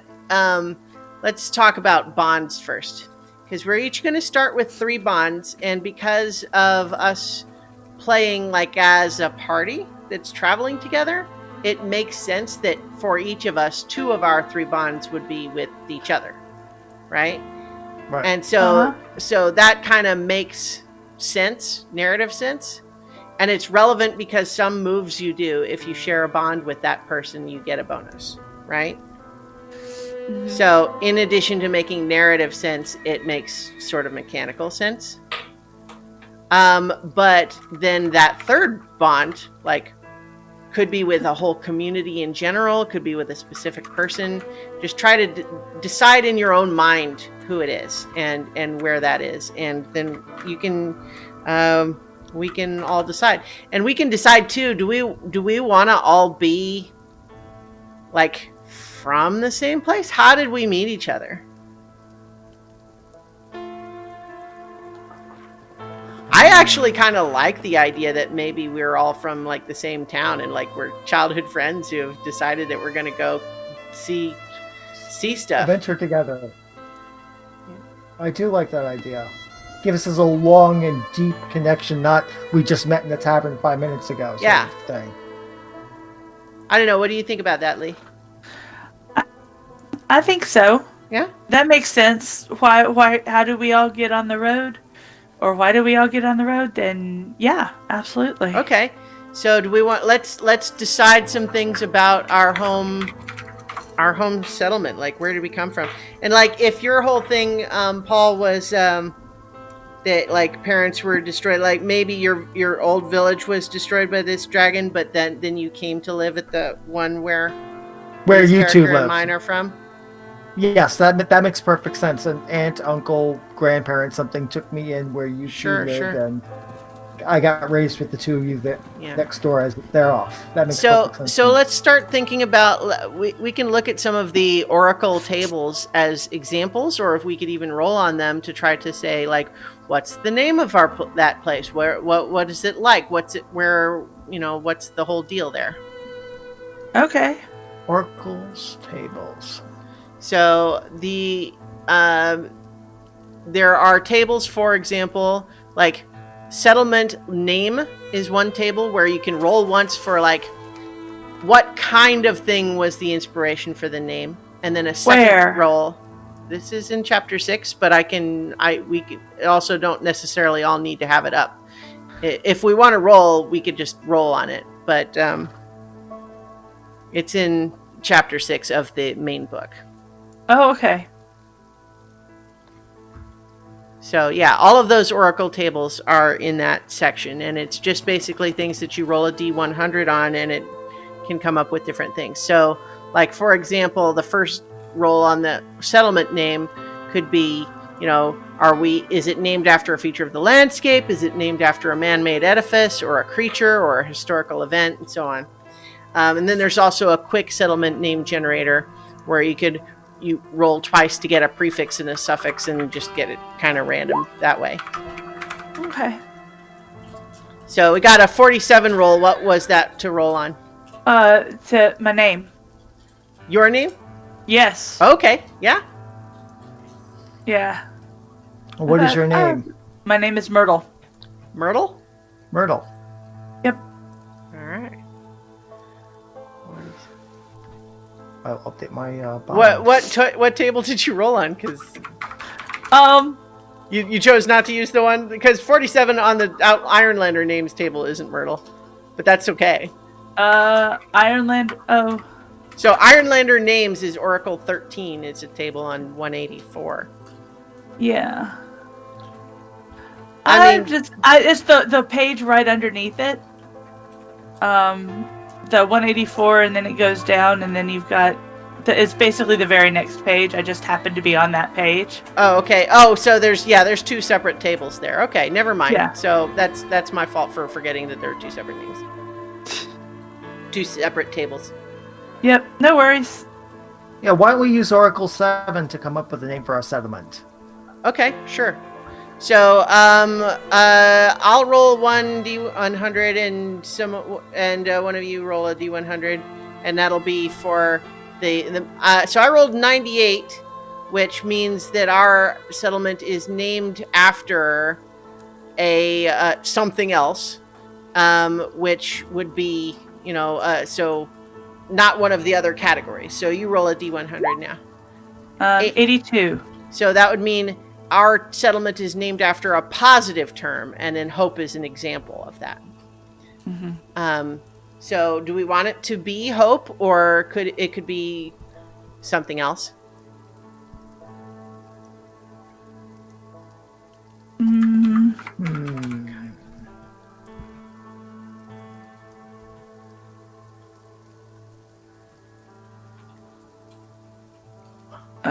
Looking at Consensus. consensus. Yeah, sure. Yeah, we all agreed that we're stopping here. That's a consensus. All right. All right. So what we can also do with these tables is, for example, on location descriptor, we can let's roll 2 D100s and get 2 descriptions of what the place is like. All right, your turn, Paul. Yep. 49. So that means that our settlement is in an inaccessible place, which may just mean like we chose it because it's like defensible, because it's hard to reach for anyone who's not already there. It's like Rivendell. Yeah. And then 72, which means that it is also beautiful and inaccessible. It is Rivendell. Yeah. And beautiful. And then we can also roll on, there is a settlement, there's character descriptors, and we could roll on that, like maybe do 3. Let's each do a roll, and those would be general descriptions of the kinds of people in consensus. Okay, So 100s? Yeah, we each roll one. So I got a 78. 58? And 88. So 78 is, they are adventurous, they are athletic, and they are selfish. Doesn't have to mean everybody is, but you know, when you're making a generalization, that sounds like, yeah, the people are adventurous, They're fit, but they're athletic, and selfish. Yeah. almost thinking almost like individualistic. Mhm. They're very like Right. mind their own business. Yeah. And then there's a settlement trouble, which maybe we could build into our inciting incident. And that's Oracle 9 on 181. Does someone want to roll for that one? Settlement trouble. Okay, I'll do it. Let's see.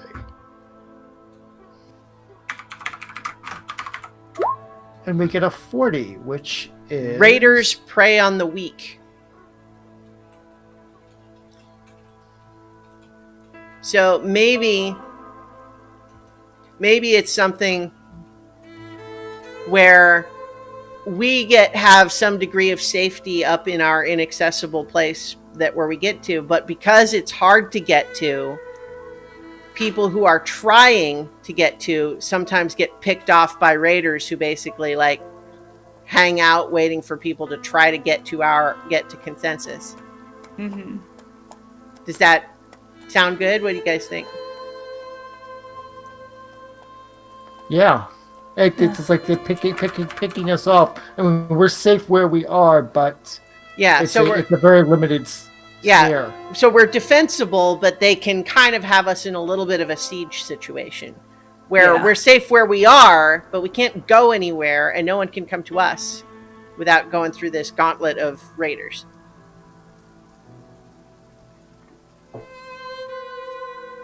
That's interesting. So for our let's see. Yeah, so for our inciting incident, an inciting incident is the problem which arrives at the beginning of a story, propelling the protagonist into action. Everything up to that point is backstory, the normal world to which your character has become accustomed. In Ironsworn, the inciting incident is the tipping point, which forces you to undertake a life of perilous quests and adventure. To start your character's story, envision an imminent threat or compelling need. You can use a quest starter from the book, or talk it out at the table, or ask the oracle, which is kind of what, we did the settlement trouble there, but it doesn't have to be our inciting incident. And so what makes a good inciting incident? We need it to be personal. It needs to be a problem that won't go away on its own.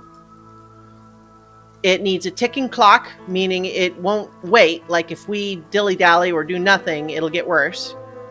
And it needs to be universal. So it says, if you are playing with allies, which we are, make this a shared vow important to each of you.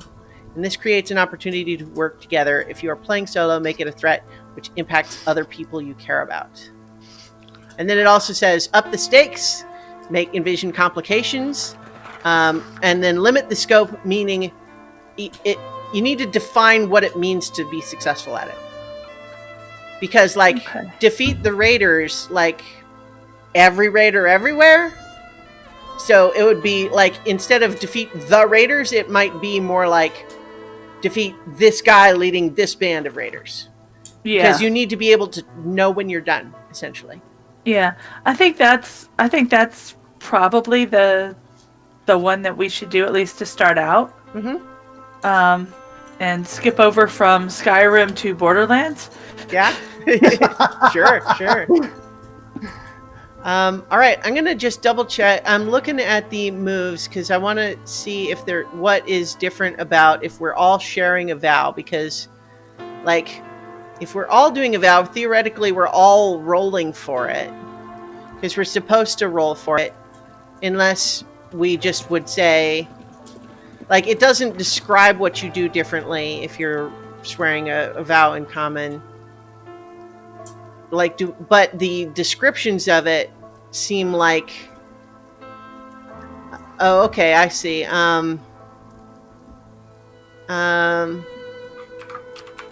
But the question would be if one of us gets a strong hit and one of us gets a miss, what does that mean for the group? So I'm not 100% sure. Let me see if there's any, anything that suggests how that might work differently when there's more than one group, or playing as a group. Let's see.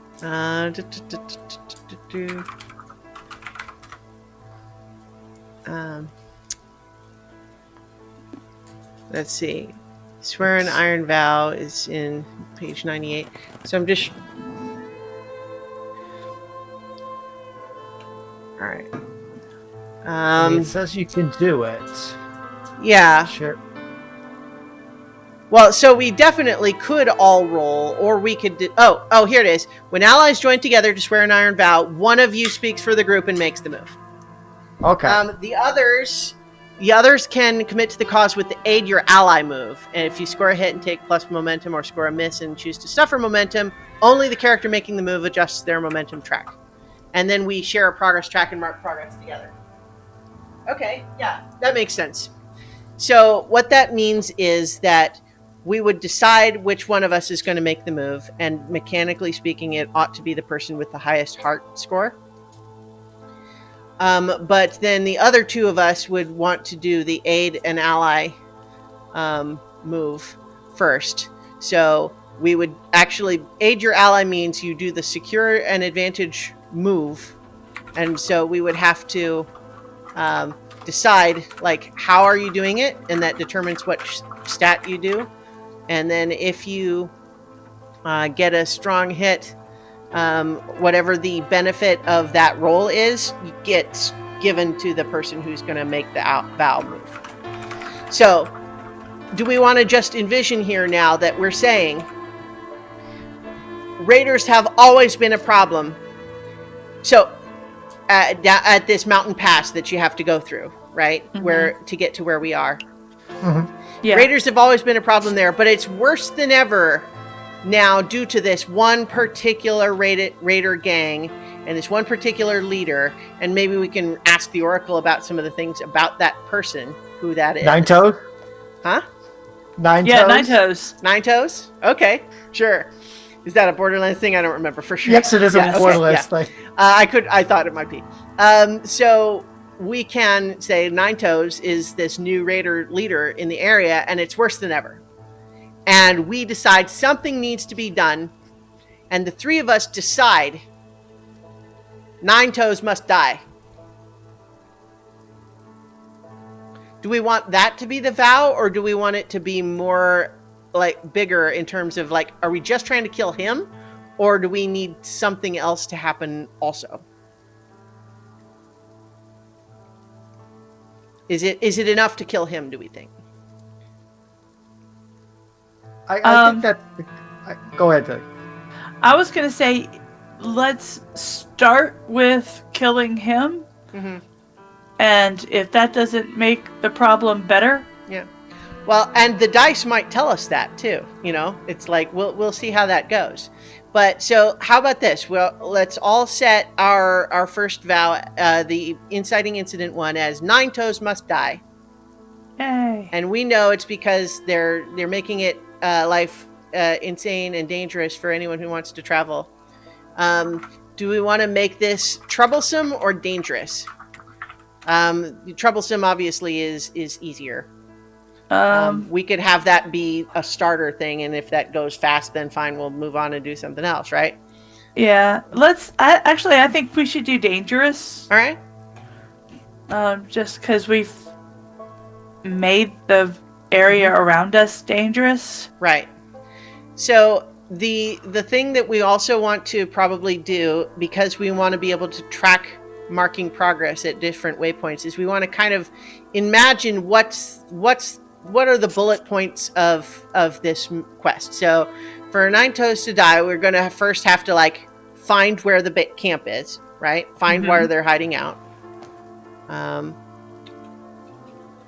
so if this is a dangerous quest, that means that every time we make progress on it, we're going to fill in 2 boxes, right? Okay. And so this would be a thing where if we do 5 things, that would mean that we have a almost 100% chance of successfully completing the mission. The risk, if we don't, beat that final roll, is that we'll discover that, oh no, it was actually way more complicated than we realized. Oh no, now that, maybe we killed him, but it doesn't do any good because it didn't solve the problem somehow, right? Yeah, he has a strong lieutenant that's actually in control or something. Right. Yeah. So, we would want to find the raider camp.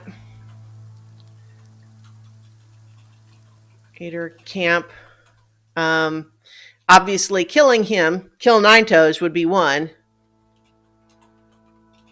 But that's only 2 sort of things. We don't have to pick 5 of them, but probably we want minimum 3.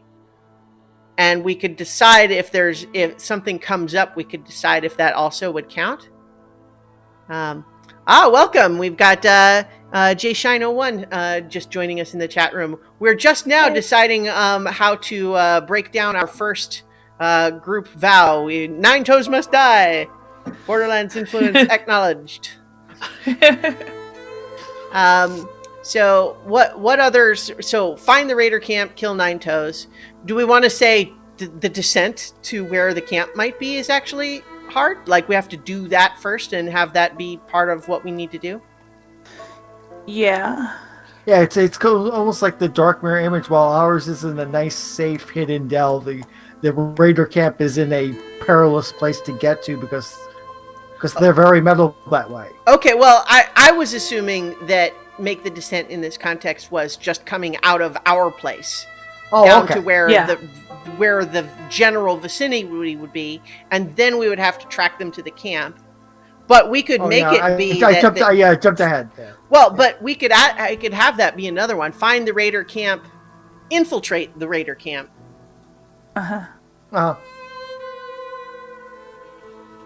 And then that would be 4. And then return safely? Yeah.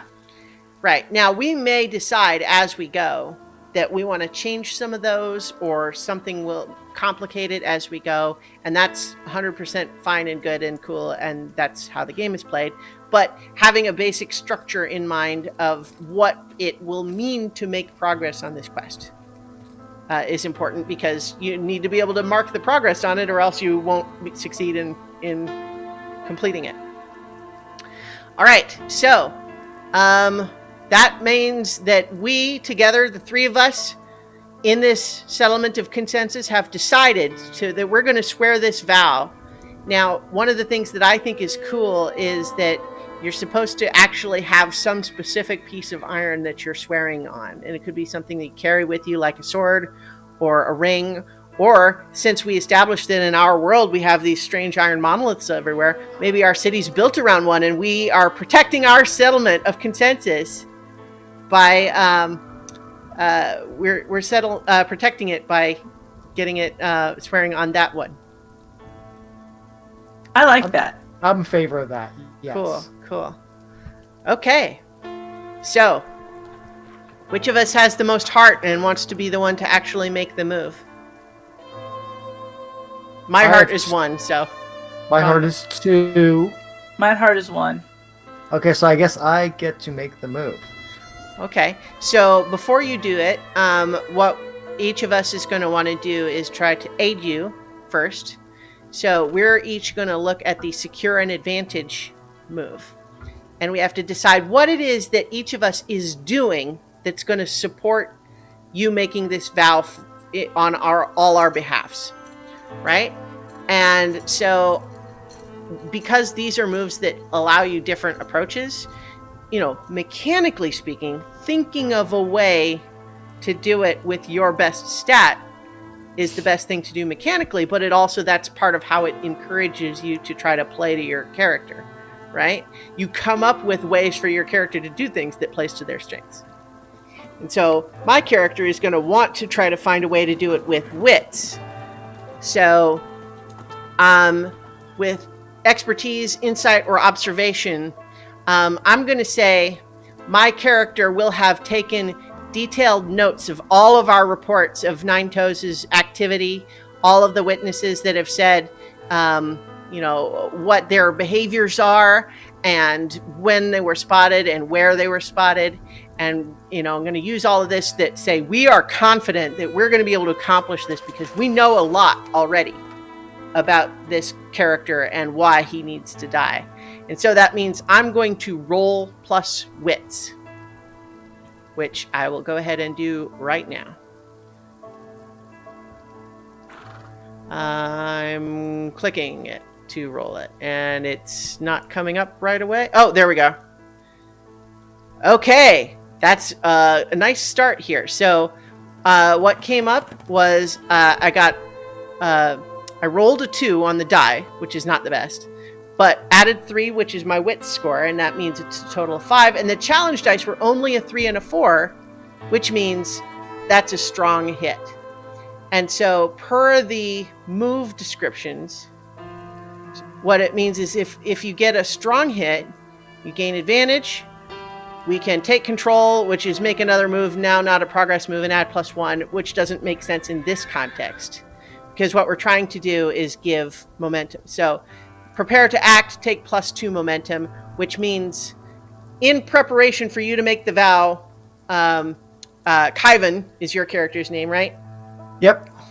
Kyvan, take +2 momentum because of my preparation is how I've contributed to our group here. So you can take your momentum, which should be at +2, and make it +4. Got it. All right. So, Myrtle, how are you planning to help Kyvan be in the right frame of mind to make this vow for all of us? Okay. My best score is for edge, which is dexterity. I think I'm going to dance and request the blessings of the gods. Okay. I have no idea how this is going to work. All right. So let's look at your. It was mentioned in the chat that the map might be blocking the moves reference. I actually didn't have it set up for the moves reference to be shown on here, but you know what? Maybe that's not a bad idea. So I can put the moves reference up since we're not really using the map super much right now. But yeah, so your dancer thing is when you're securing an advantage, roll your edge, and you're dancing for an audience, because we could say that we're all doing this as a big public display, which makes sense, I think, right? So when you do your plus edge roll, you're going to add a +1 modifier. Okay. And then if you get a hit, either a strong hit or a weak hit, you take that +2 momentum. But again, this is going to go to Kyvan. Okay. All right. So let's see how this will work. Modifier is stick a 1 in there. Cross your fingers. Okay, look. So you got a 10. You maxed out. You got your 6 and +3 and +1. So like you could not possibly fail. Well, you actually could still. It's a 1 out of 100 chance that you could fail. But so you got a strong hit, which means that in addition to the normal +2 momentum you would get for a strong hit, you get an additional 2, which means that you now can add 4 momentum, Paul, or Kyvan, so that you will have +6. 8 to start. Or 8. No, well, because he was at +2, he added +2 from mine. Now he's adding another +4. Oh, nice. Oh wow! Yeah. So I'm starting at 8 momentum. Yeah, which is very good. So now, because we have each helped to prepare you for this important vow that you're going to swear on all our behalfs, you are going to swear an iron vow, which is you're going to roll, and because you're making this vow to a person or community with whom you share a bond, you add +1. So you're going to roll heart +1 for your modifier. Okay. And then your momentum you can potentially use to cancel dice if you need to. Now I do that after I've rolled? Yes, we need to know what your challenge dice are first. Okay, so You do heart and then +1. heart +1. Okay, we're so wow! Holy so crap! it's a wow. So it's a miss right away. This is bad, and it's a miss. It's an extremely unlikely miss statistically, and because even with 8 momentum, you can't cancel a 9 or a 10. It's just the bad luck of the dice. We thought we were extremely prepared, but when there's a miss on Swear an Iron Vow, you face a significant obstacle before you can begin your quest. Envision what stands in your way, or ask the Oracle if unsure, and then choose one. Either we press on, you suffer 2 momentum, which brings you down to 6, which is still pretty good. And we would do what we have to do to overcome the obstacle, or you give up, forsake your vow, which I don't think we're going to do right off the bat. I think I'm going to have to eat the 2 momentum, but we have to figure out what sort of thing is standing in our way. So Right. So I'll just move my 6 to next. We could I'll move ask myself down right now. Yeah, so we could ask the Oracle what might be in our way, or we could just try to decide what it is. It would have to be something that occurs before we even, get underway. Right? Like, we were already planning to do this. We were going to make this vow and then head out. But now something has happened to change things, and we have to deal with that first. So go ahead and mark your -2 momentum. I did. Yeah, okay. So do we want to ask the Oracle about the... Yeah, I think so. Okay. So let's see. We could do another roll on settlement trouble, for example. So someone... Paul, you were doing the vow, so how about you roll a D100 and for settlement trouble, and we'll see. This is something that comes up urgently before we can go down and fight Nine Toes. Alrighty then. By the way, this same thing happened in my solo game. So I added this quest of like, well, before I can accompany Katya to this other place, we have to bury her friend. And then that thing turned into this whole big ordeal. 72 is Beast on the Hunt. So that's appropriate. So before we can actually get underway, maybe a beast attacks right in the middle of us having this big ceremony. Yeah. Nice. Okay, so I like that. And so let's look at beasts, foes and encounters. And let's see. We got beasts. So the example beasts that it suggests in here, there's a basilisk, an elder beast, which would be like a giant animal. It would be like the boar god or something in Princess Mononoke. A harrow spider, a leviathan. Leviathan is an epic thing. Probably we don't need to do that. It could be a mammoth or a wyvern. So it could be an adult wyvern. All of these beasts, let's see, basilisk is extreme, elder beast is extreme, harrow spider is dangerous, leviathan would be epic, mammoth extreme, wyvern extreme. So a harrow spider is probably maybe the easier one to deal with. Yeah, that we actually have a good chance actually defeating. Yeah. Okay, so this harrow spider features massive fangs, long legs and bloated body, 8 iridescent black eyes.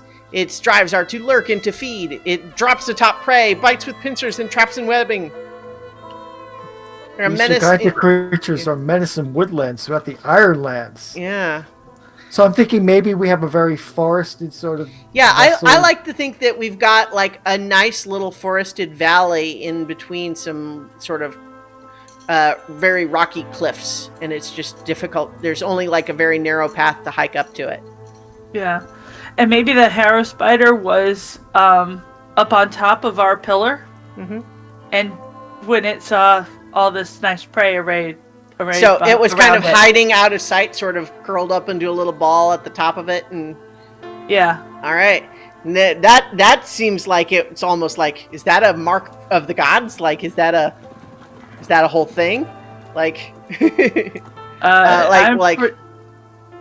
somebody may try to swing it that way.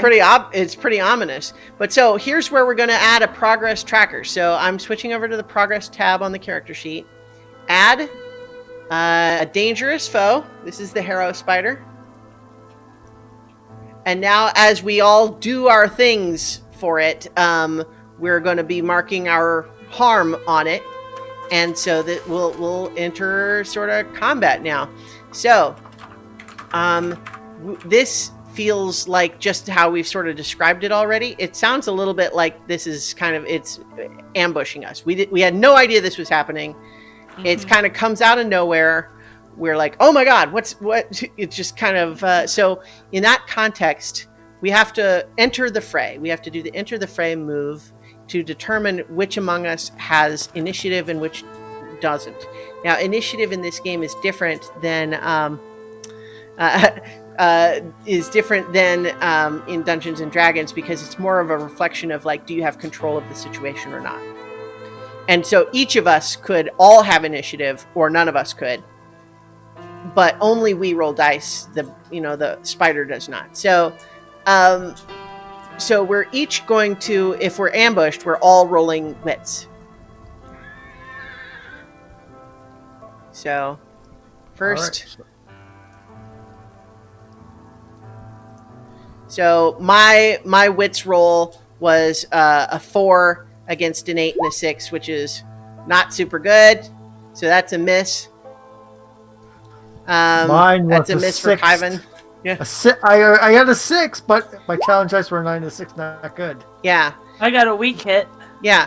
Okay, so none of us are going to have initiative, but if you got a weak hit, you can choose... Myrtle can choose either to bolster your position and take +2 momentum, or you can choose to have initiative. And you can do different moves if you have initiative versus if you don't. For Miss, both of us have combat begins with you at a disadvantage, and we both have to pay the price. And so the pay the price move, we have to either make the most obvious negative outcome happen, or envision 2 negative outcomes, read one as likely, and ask the oracle using the yes or no table. On a yes, make the outcome happen. Or we can roll on the following table, which has a bunch of suggested things for what might go bad. And I think that this coming out of nowhere, I'm going to trust to that table. So I'm going to roll a D100. Uh-huh. Oops. and that's a 9. So that means that a person or community you care about is exposed to danger, which was kind of already happening. But I think that maybe what that means in this context is that maybe one of the villagers was too close and is at risk at the moment.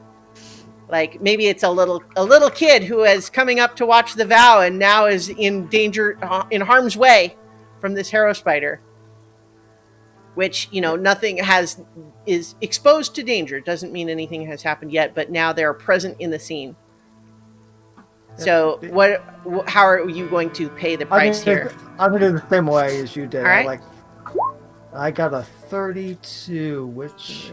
Something of value is lost or destroyed. So what is that? Something of value is lost or destroyed. Yeah, so Jay Shine is saying it's like the burial hill all over again. Everyone in town is going to get maimed by the giant spider. Oh, God. Yeah. Okay, the destroyed the adoptive home I grew up in is going to wind up getting wrecked in this combat with the spider. Okay, so how does that happen? In this thing jumping around and hitting us, I'm saying this thing is huge. The fight will carry to the point where it basically demolishes that house. Well, so let's have it be something that happens right away. Oh, okay. Something happens right away. Something of value gets lost or destroyed. Yeah.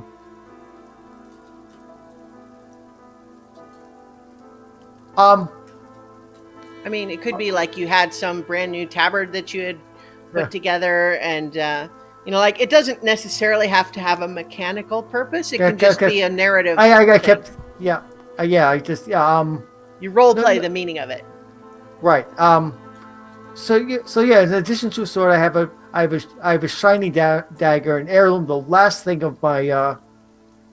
have of my family, and the spider's venom basically destroyed the dagger. Yeah. As its venom landed on the hilt and burned it to nothing. It splatters venom, acidic venom everywhere as it lands, and you realize that your dagger has now been etched by its poison.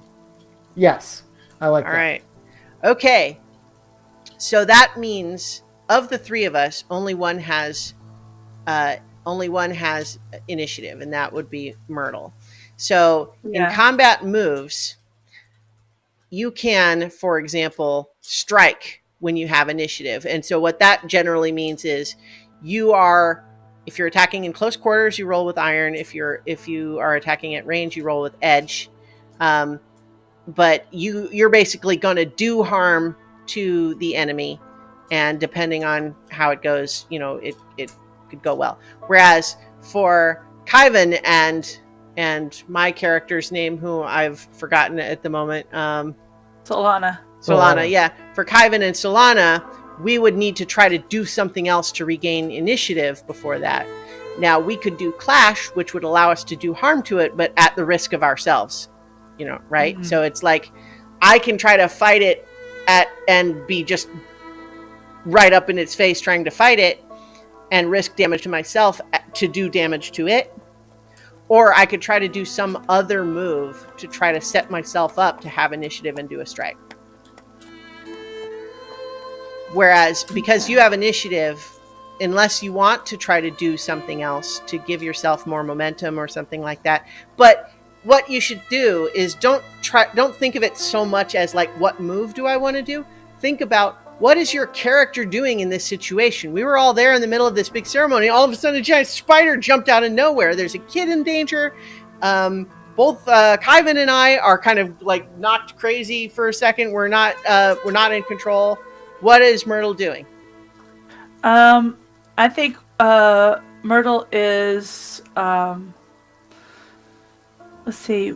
Face danger when overcoming an obstacle, avoiding a hazard, fleeing, or evading an attack without fighting back. So face danger would be if you wanted to try to accomplish something that's dangerous. But to do that move, you would want to be definitive of this is what I'm trying to do. Yeah, and I'm thinking that Like, if you wanted to Myrtle go ahead.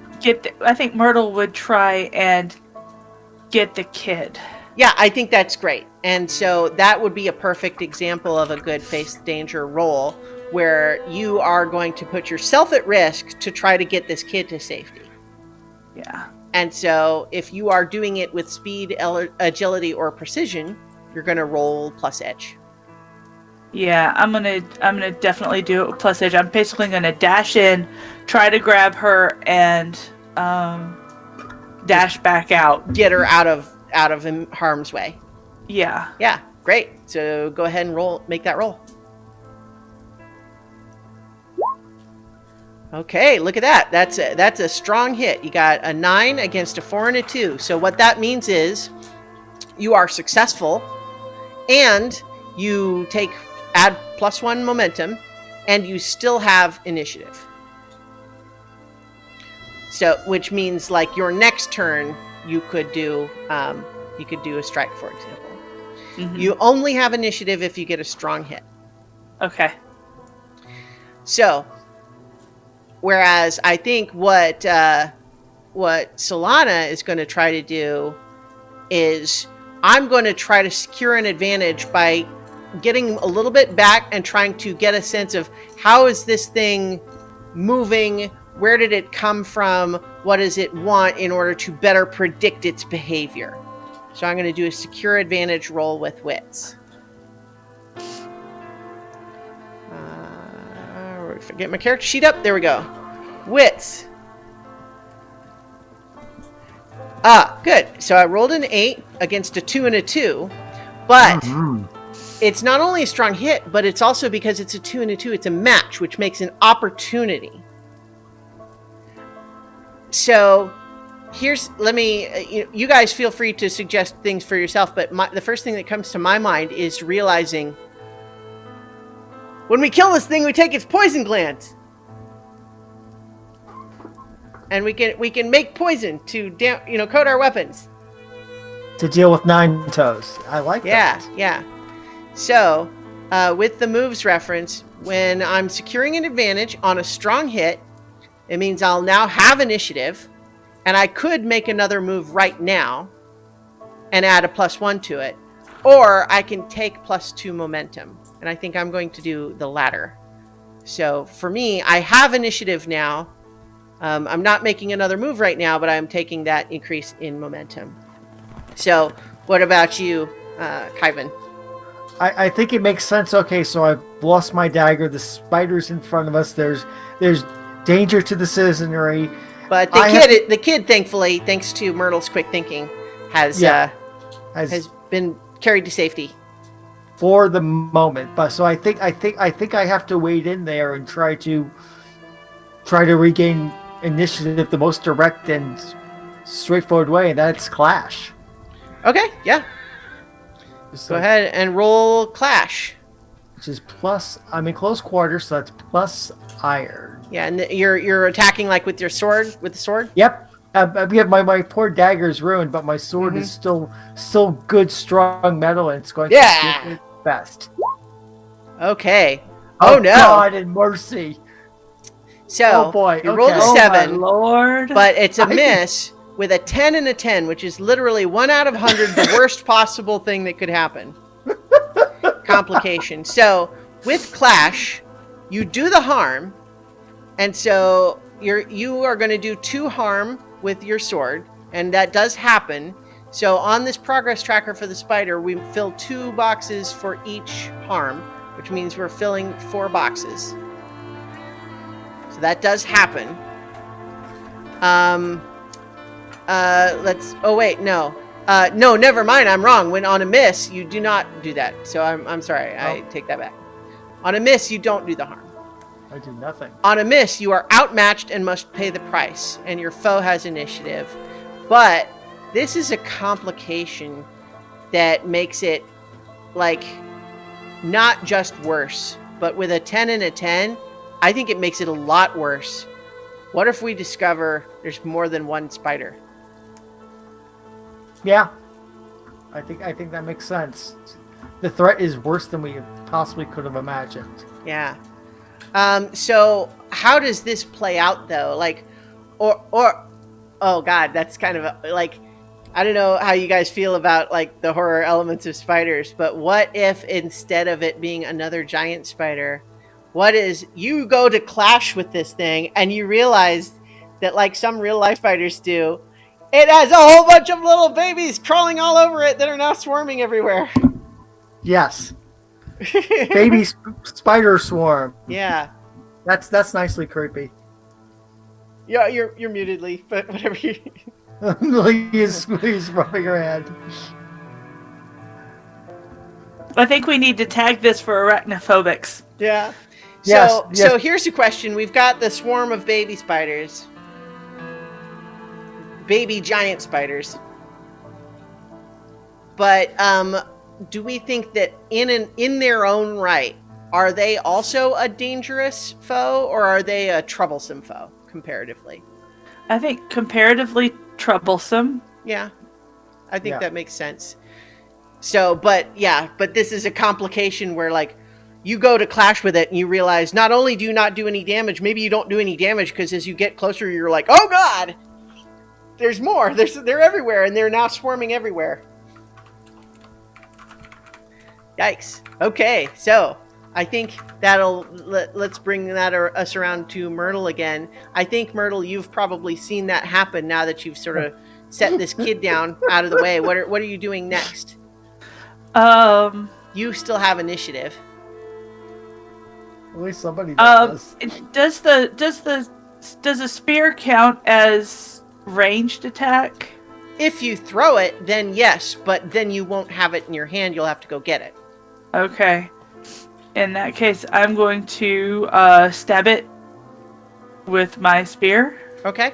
So if you want to throw it, you could roll edge, but then you'd have to go get the spear, right? Or Yeah. you can roll it with iron to hold it and stab it.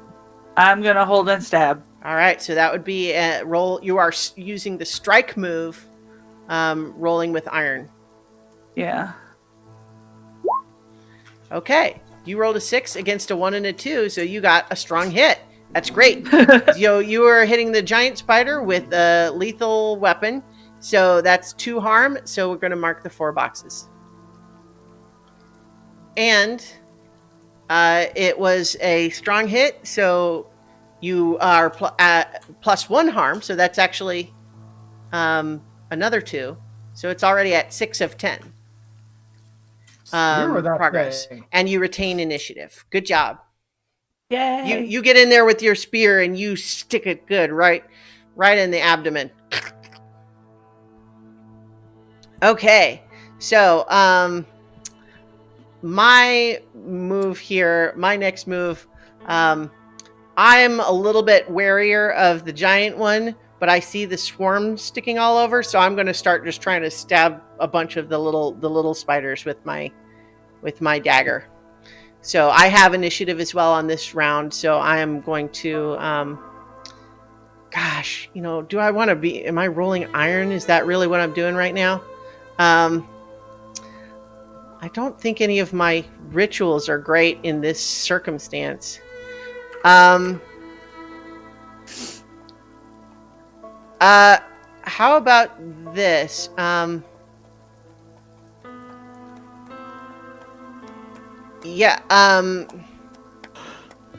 Let's just briefly talk about the narrative fiction of these rituals, right?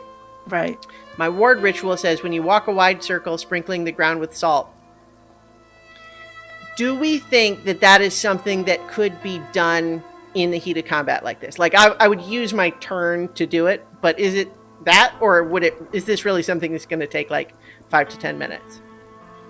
What do you guys think? Same for like making a talisman. Like I sort of instinctively feel like it should take longer than that, but let's make it a group decision. I think that the talisman is not something you could do in the heat of battle. I think that warding is something you can do in the heat of battle, but it may take more than one turn. Yeah. Okay. So like I have to try to do secure an advantage twice, maybe? Yeah. Okay. So you do like secure an advantage, and then you would do the actual ritual on a second time, because one would get you halfway around the circle, and then the other one would give you the other way. Okay. Well, I did say secure an advantage last time, but that wasn't preparing the ritual. So I like that. Does that seem fair to you, Paul? That seems fair to me. Okay, so we'll say this time I'm doing the secure an advantage move again, but this time the intent is I am preparing the ward ritual. I'm like getting out my salt, and I'm going to prepare to try to create a ward around where these spiders are. Yeah, to keep them out of the village. Yeah. And so I would be, so I'm going to do the secure an advantage move, and this is going to be plus wits because I'm preparing my wits related spell. Okay, so I got a 9, but it's against a 6 and a 9, which means it's just a weak hit. Mm-hmm. So for secure an advantage on a weak hit, I lose my initiative, but I do take a +1 momentum. So I no longer have initiative on that, but that's okay because my ritual doesn't necessarily need it. One of the key things that you need initiative for is to end the fight. So like if you want to do the finishing move on one of these spiders or the swarm and have it no longer be a threat after that, you have to have initiative to do that move. Okay. Yeah. All right, so I have started my preparations to make one of these wards because like getting in there with my dagger does not seem like the smartest thing for this particular camper to do. Right. All right, so what about you, Kyvan? What's your next That's attempt here? That's what I'm trying to figure out here. So I don't have initiative. So you can clash again, or you could like if you had some activity you wanted to do, that could be face danger, or you could secure an advantage and like just rule that as like you're trying to get into a better position to hit it next time. Well, I thought about that, but I was reading this. Secure an advantage says can be used whenever you have initiative. Well, or I mean, establishing a favorable position prior to the fight. So it doesn't sound like I can do that. Oh, you definitely can. If you look at the examples in the book of what it says that you can do with that, it's definitely useful for this. This is something that I determined, like I was doing it a little bit wrong in the my other play, because if you look at the where's this secure advantage? Gosh. Page 61. Yeah. So 61. Yeah. Now I agree. Initially, the description would sound like it is, would be more of an example, but I found there was some other place where. Right. There was also on page 80. Where is it? Yeah. Oh, other moves in combat. Right. Yeah, and where it gives as an example, secure an advantage, take careful aim before shooting, perform a sly feint to put your opponent off balance, dishearten your foe with an intimidating roar. So those are definitely things you can do in combat. And I think that the difference in this context is face danger if you have an objective that you could succeed or fail at. If you're just trying to improve your chances in your next attack, that would be secure an advantage. And I think that's what I want to do. Mm-hmm. Because I'm not doing well in this combat, and I need to. Not so far, yeah. You're hoping to give yourself a strong hit, which will give you advantage for the next time, or initiative for the next time. Right. Mm-hmm. So I'm right. So. I can see that Myrtle is stabbing it, and you're trying to do things. So I'm going to shout at it and try to boast myself and basically charge at it. So I'm going to try to secure an advantage plus iron as per by just attacking aggressively. You're aggressively getting into position where you can just really let it have it next time. Yeah. All right. So go ahead and roll that plus iron. All right. Okay, so that's God, that's a mercy. miss. Yeah, it's a 4 against a 7 and a 4. But if you have more than 4 momentum, you could cancel the 4 and have a weak hit instead of a miss, which it wouldn't give you initiative, but it would let you you can get +1 momentum instead of paying the price. So if you burn burn your momentum, you can have it instead of pay the price. You can have a weak hit and get momentum. So, what is your momentum at right now? My momentum's at 6. At 6. So you would go back to your reset, which is +2, and then you'd take a +1. So you'd still have +3, and you would not have to pay the price. Or you could choose to pay the price, save your momentum for when you're actually making an attack, and then you could potentially use your Swordmaster. Right. But also, what your Swordmaster does is let you do extra harm when this thing doesn't necessarily need a ton more harm. Because it's already at 6 of 10, but the swarm of spiders is at 0 of 10. So, I mean, it's up to you. These are the options in the game. All right. No, I'm not going to spend my momentum here. I'm going to pay the price again. So okay. The question is, what can I do this time? Well, in this case, you are aggressively getting in the spider's face, right? I think the most obvious outcome is that it hurts you, right? Right. So it's a dangerous foe, which means that it does 2 harm to you, which you would just take two off of your current health. Take your health from +5 to +3. That seems like the most obvious. We don't have to do that. No, I like that. Nice, straightforward, and simple, and fits with what's been going on so far. I've been ineffectively trying to attack it, and now it got a good bite on me. Well, hey, this is a team effort, right? This is, but yeah, it can go badly sometimes. But yeah, you are also you could have made that better and not taken that harm, but you're saving your momentum to try to do a finishing move, right? Or just saving it because it's just so right. Yeah, so useful. Yeah. So so that would, I guess, we have Myrtle coming back up, right? And we don't have to go in a strict order. So if it ever makes sense for us to change up the order, we can always do that.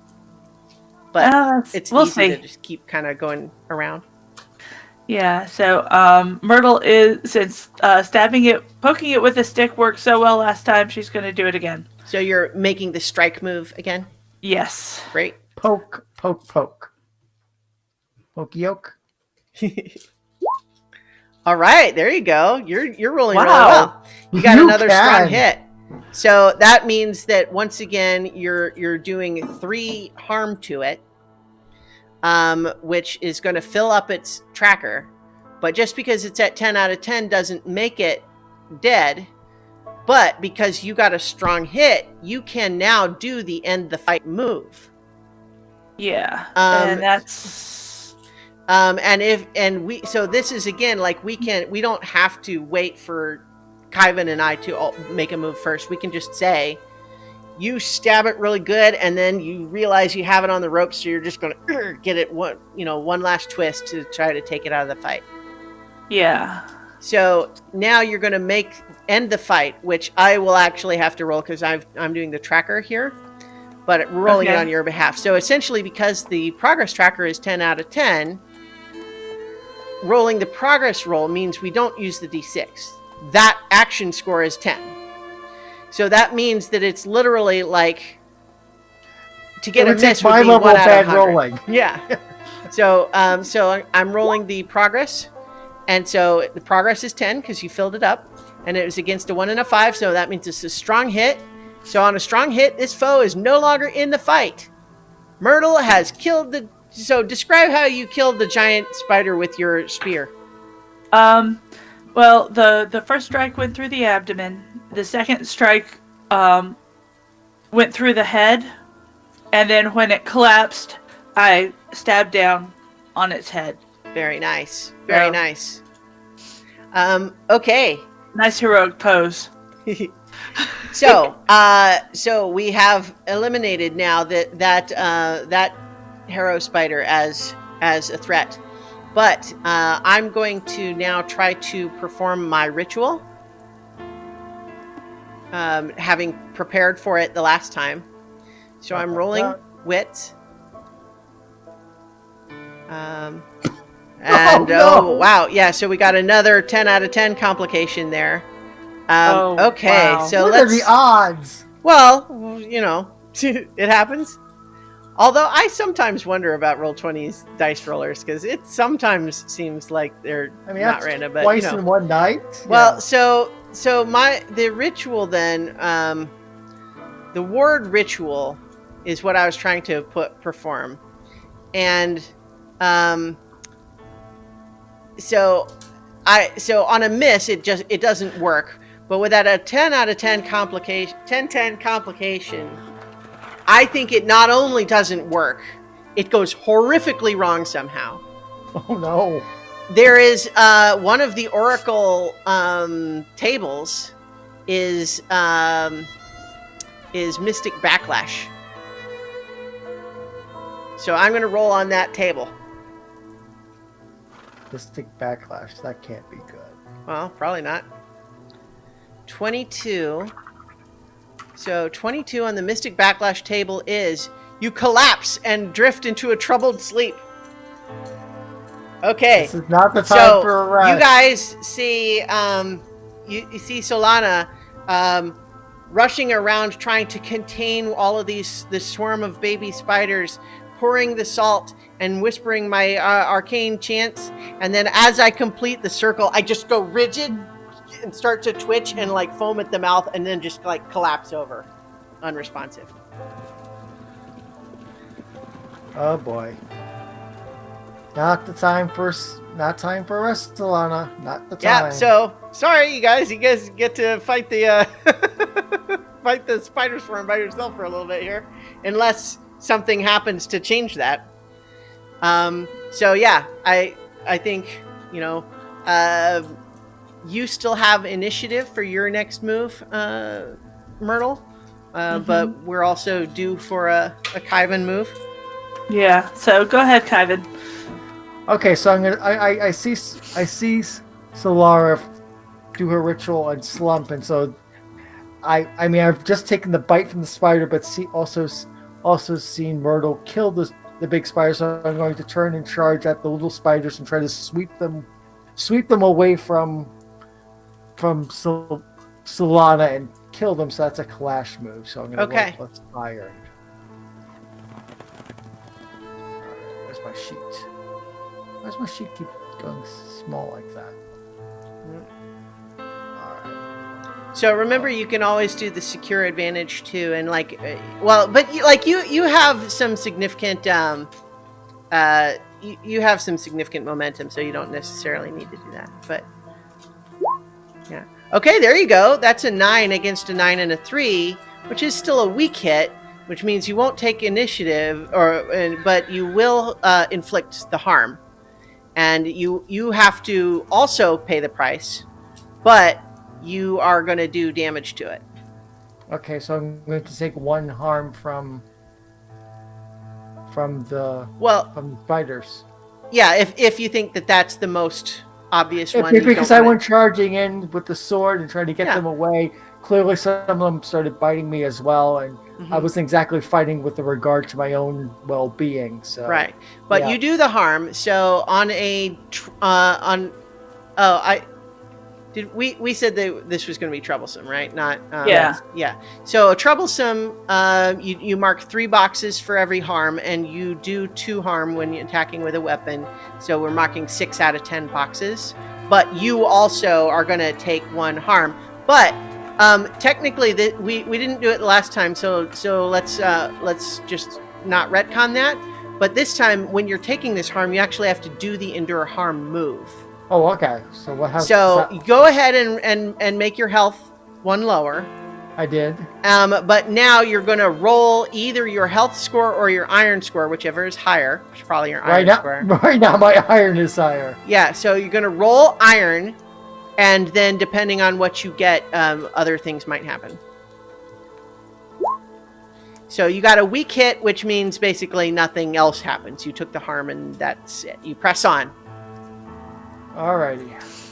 So if you get a miss, you can lose some momentum, and it can get worse if you're already at 0. But on a strong hit, you might regain some momentum or be able to cancel out some of that health in exchange for momentum. So that's why you do the move. Okay. All right. So you have just seen Kyvan, kill a bunch of those spiders, but they're also climbing all over him and biting him, and he doesn't look happy about it. Okay. So I'm gonna stab him. All right. Watch out, Kyvan. You're coming in to just try to stab a bunch of these little spiders. Yeah. All right. You're just accumulating a stack of them like a kebab on your spear. Yeah. Nice. Spider kebabs. All right. Yeah. So I think you had a strong hit last time still, right? So yes. Yeah. So it's you still have initiative. You can go ahead and do a strike move.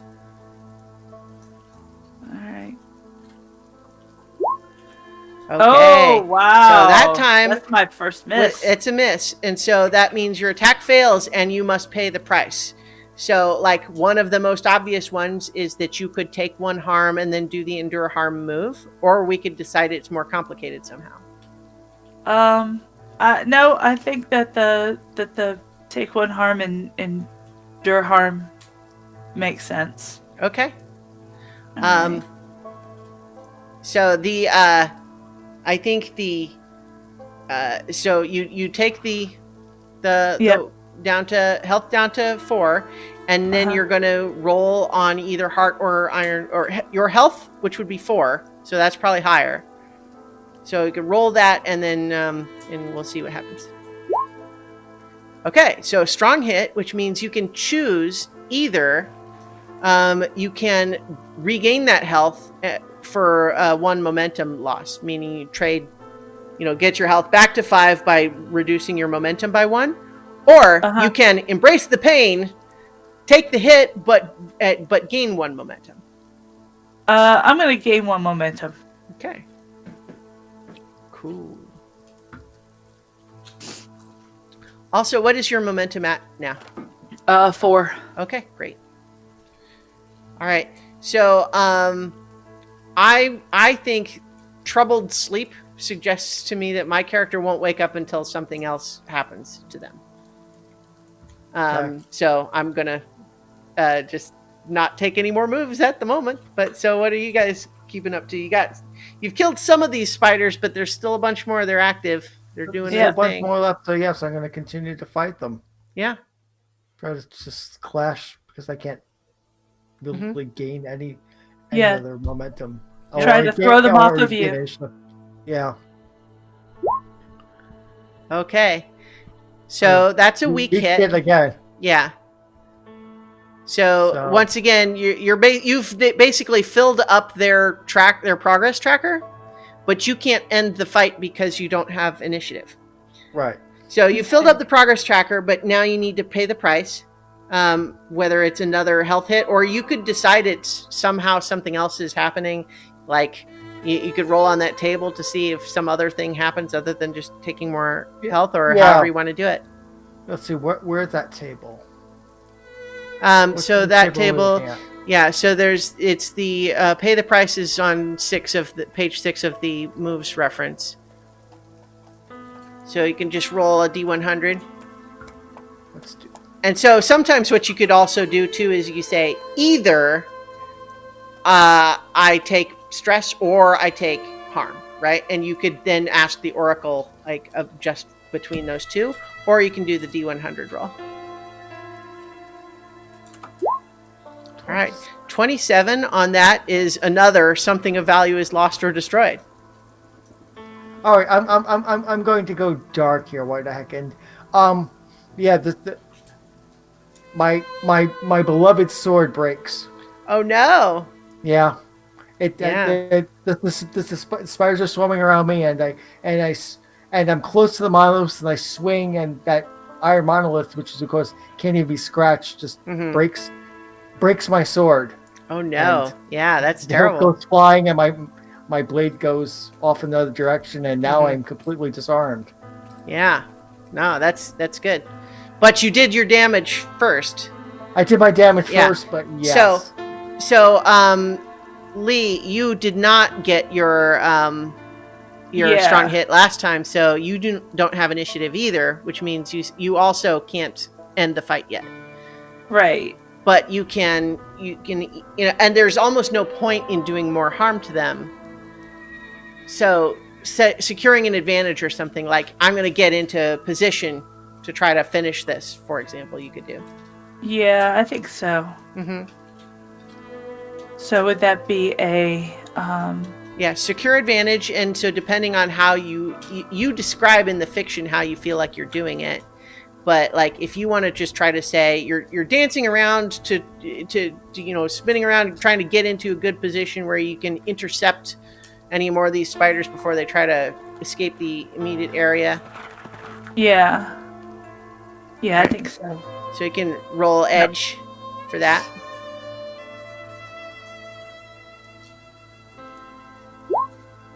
Okay. Oh, and I missed again. Yeah, and so on a miss, you it doesn't work. Maybe you twist your ankle, or you just need to pay the price, so you could decide what you think happens. How you're trying to get into position, but it doesn't work. So what do you do? Like what happens? How does it not work?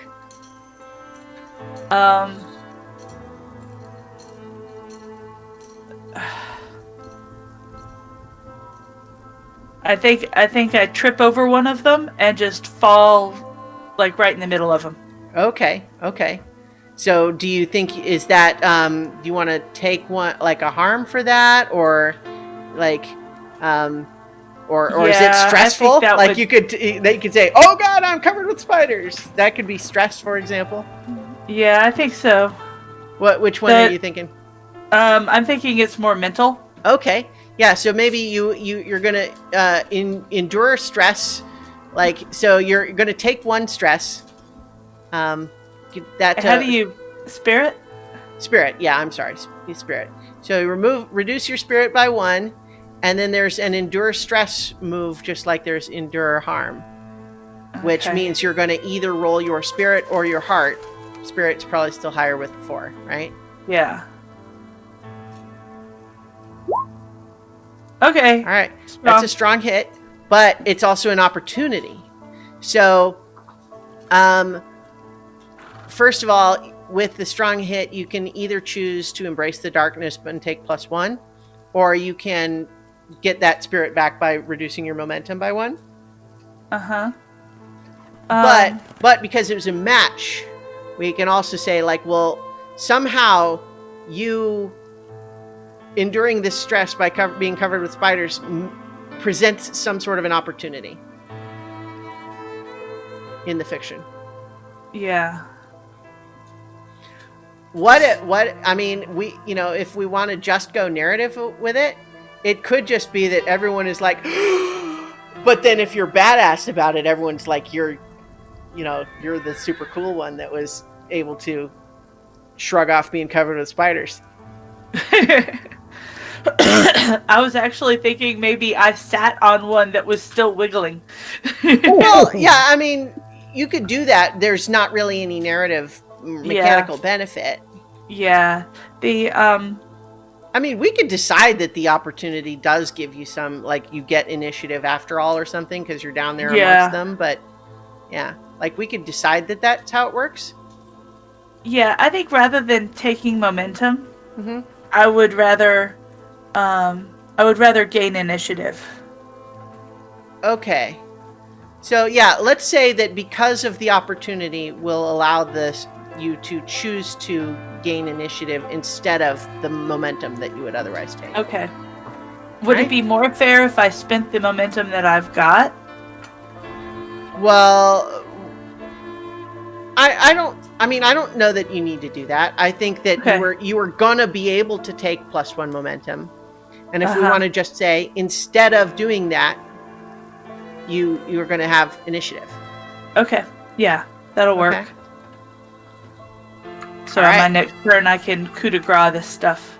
Yeah. Did you want to do something before that, Kaiman? No, there's Just- not a lot I can do at the Alright. moment. I mean, because I can't. I'm Yeah. trying. Yeah, I kept trying to think of anything I could get initiative from, and I don't. See I mean, you anything can aid your ally, but in this case, if she's going to do end the fight, like mechanically, it doesn't really. Well, it could give her more momentum. Yeah, and I've lost my sword, so yeah. Well, so yeah, I think I'm just dodging around and trying to avoid getting. Well, if you're going to be, if the answer is you're going to essentially be doing nothing, you might as well do aid your ally, All right, so unless you want momentum of your own. I mean, no. Trying to figure out what I can. Okay, so like you don't have to do anything, but just mechanically. I'm gonna trying to stomp on these spiders to basically help her out. Okay. So Oh, we just got raided from other docs, so yeah. So hello, welcome. Welcome to join us. We're just fighting some giant spiders here in Ironsworn. And so yeah, bonuses to momentum are helpful, but of course for end the fight, we're already at 10 on the progress tracker, so odds are pretty good that it'll be a success. At the very least, it will be. It's unlikely to be a miss, but yeah. So I But don't if you know. want- The way these dice have been rolling today. well, yeah. So, but yeah, I just mean I'm rolling to secure an advantage. yeah. So I think what we need to keep in mind is that decide what you're doing narratively first, and then we decide if a move applies. Since I've lost my sword and I don't have my dagger, I'm basically stomping and basically attacking the spiders with my bare hands in an effort to help. Well, yeah. So maybe companion. what we could frame it as you're just trying to corral any of the other little escaping spiders to make sure they're all in position for Myrtle. Yeah. Okay. So go ahead and roll your secure an advantage for that. All right. So it'd be iron. Well, however you feel like you're doing it. I think just, without your weapon, it might even be heart. yeah. Let's go with heart. That makes sense. Mm-hmm. All right, there you Oh, go. nice. Strong hit, which means that you could either make another move right now with a +1, or you can get +2 momentum. But if you want to frame this as aiding your ally, you can give another 2 momentum to Myrtle. I'll give the momentum to Myrtle, definitely. All right. So you get +2 momentum, Myrtle, and now you can make your end the fight move if that's what you want. Yeah. All right. Finish him. Let's end the fight. And the challenge dice are just 5 and a 9 against 10 out of 10 progress. So I think down there, covered with these spiders, you have now just launched into what? Well, I don't want to tell you how it happens, but like I'm imagining just this frenzy of like, ah! And you just finish them all off. Yeah. And eventually you just see her standing there with the spear in one hand, just breathing heavily, going, is that all of them? Well, you know what? It just occurred, as Jay Shine just points out, that like because of your strong hit, you could have ended the fight. You could have done the end the fight move. So let's narratively maybe just say it's both of you finishing them off. Yeah. I will share the victory. Yeah. Okay. All right. So in the meantime, you all just catching your breath and looking over at Same to you, yes. Solana, just kind of, yeah. So do you come over and try to wake her? I think she's sort of kind of grunting in her sleep, like she's doing the nightmare thing. Yeah. Yeah, I think so. Okay. I think when you wake me up, I'm gonna just myself rule that having that happen in the middle of the fight, in the middle of us trying to swear this vow, is stressful. So I'm going to just self-impose that I'm going to take a +1 spirit hit and do the endure stress move. So I'm rolling spirit. Okay, and that's it's a strong hit and an opportunity. Okay, so with the strong hit on endure stress, I can exchange +1 momentum in exchange for 1 spirit, or I can embrace the darkness, which I think is totally what my character does, and I'm going to take +1 momentum. But because it's an opportunity, I'm going to tie it into the previous opportunity. And I'm going to say, as you wake me up, I sit bolt upright and I say, make sure that the poison glands aren't damaged. What?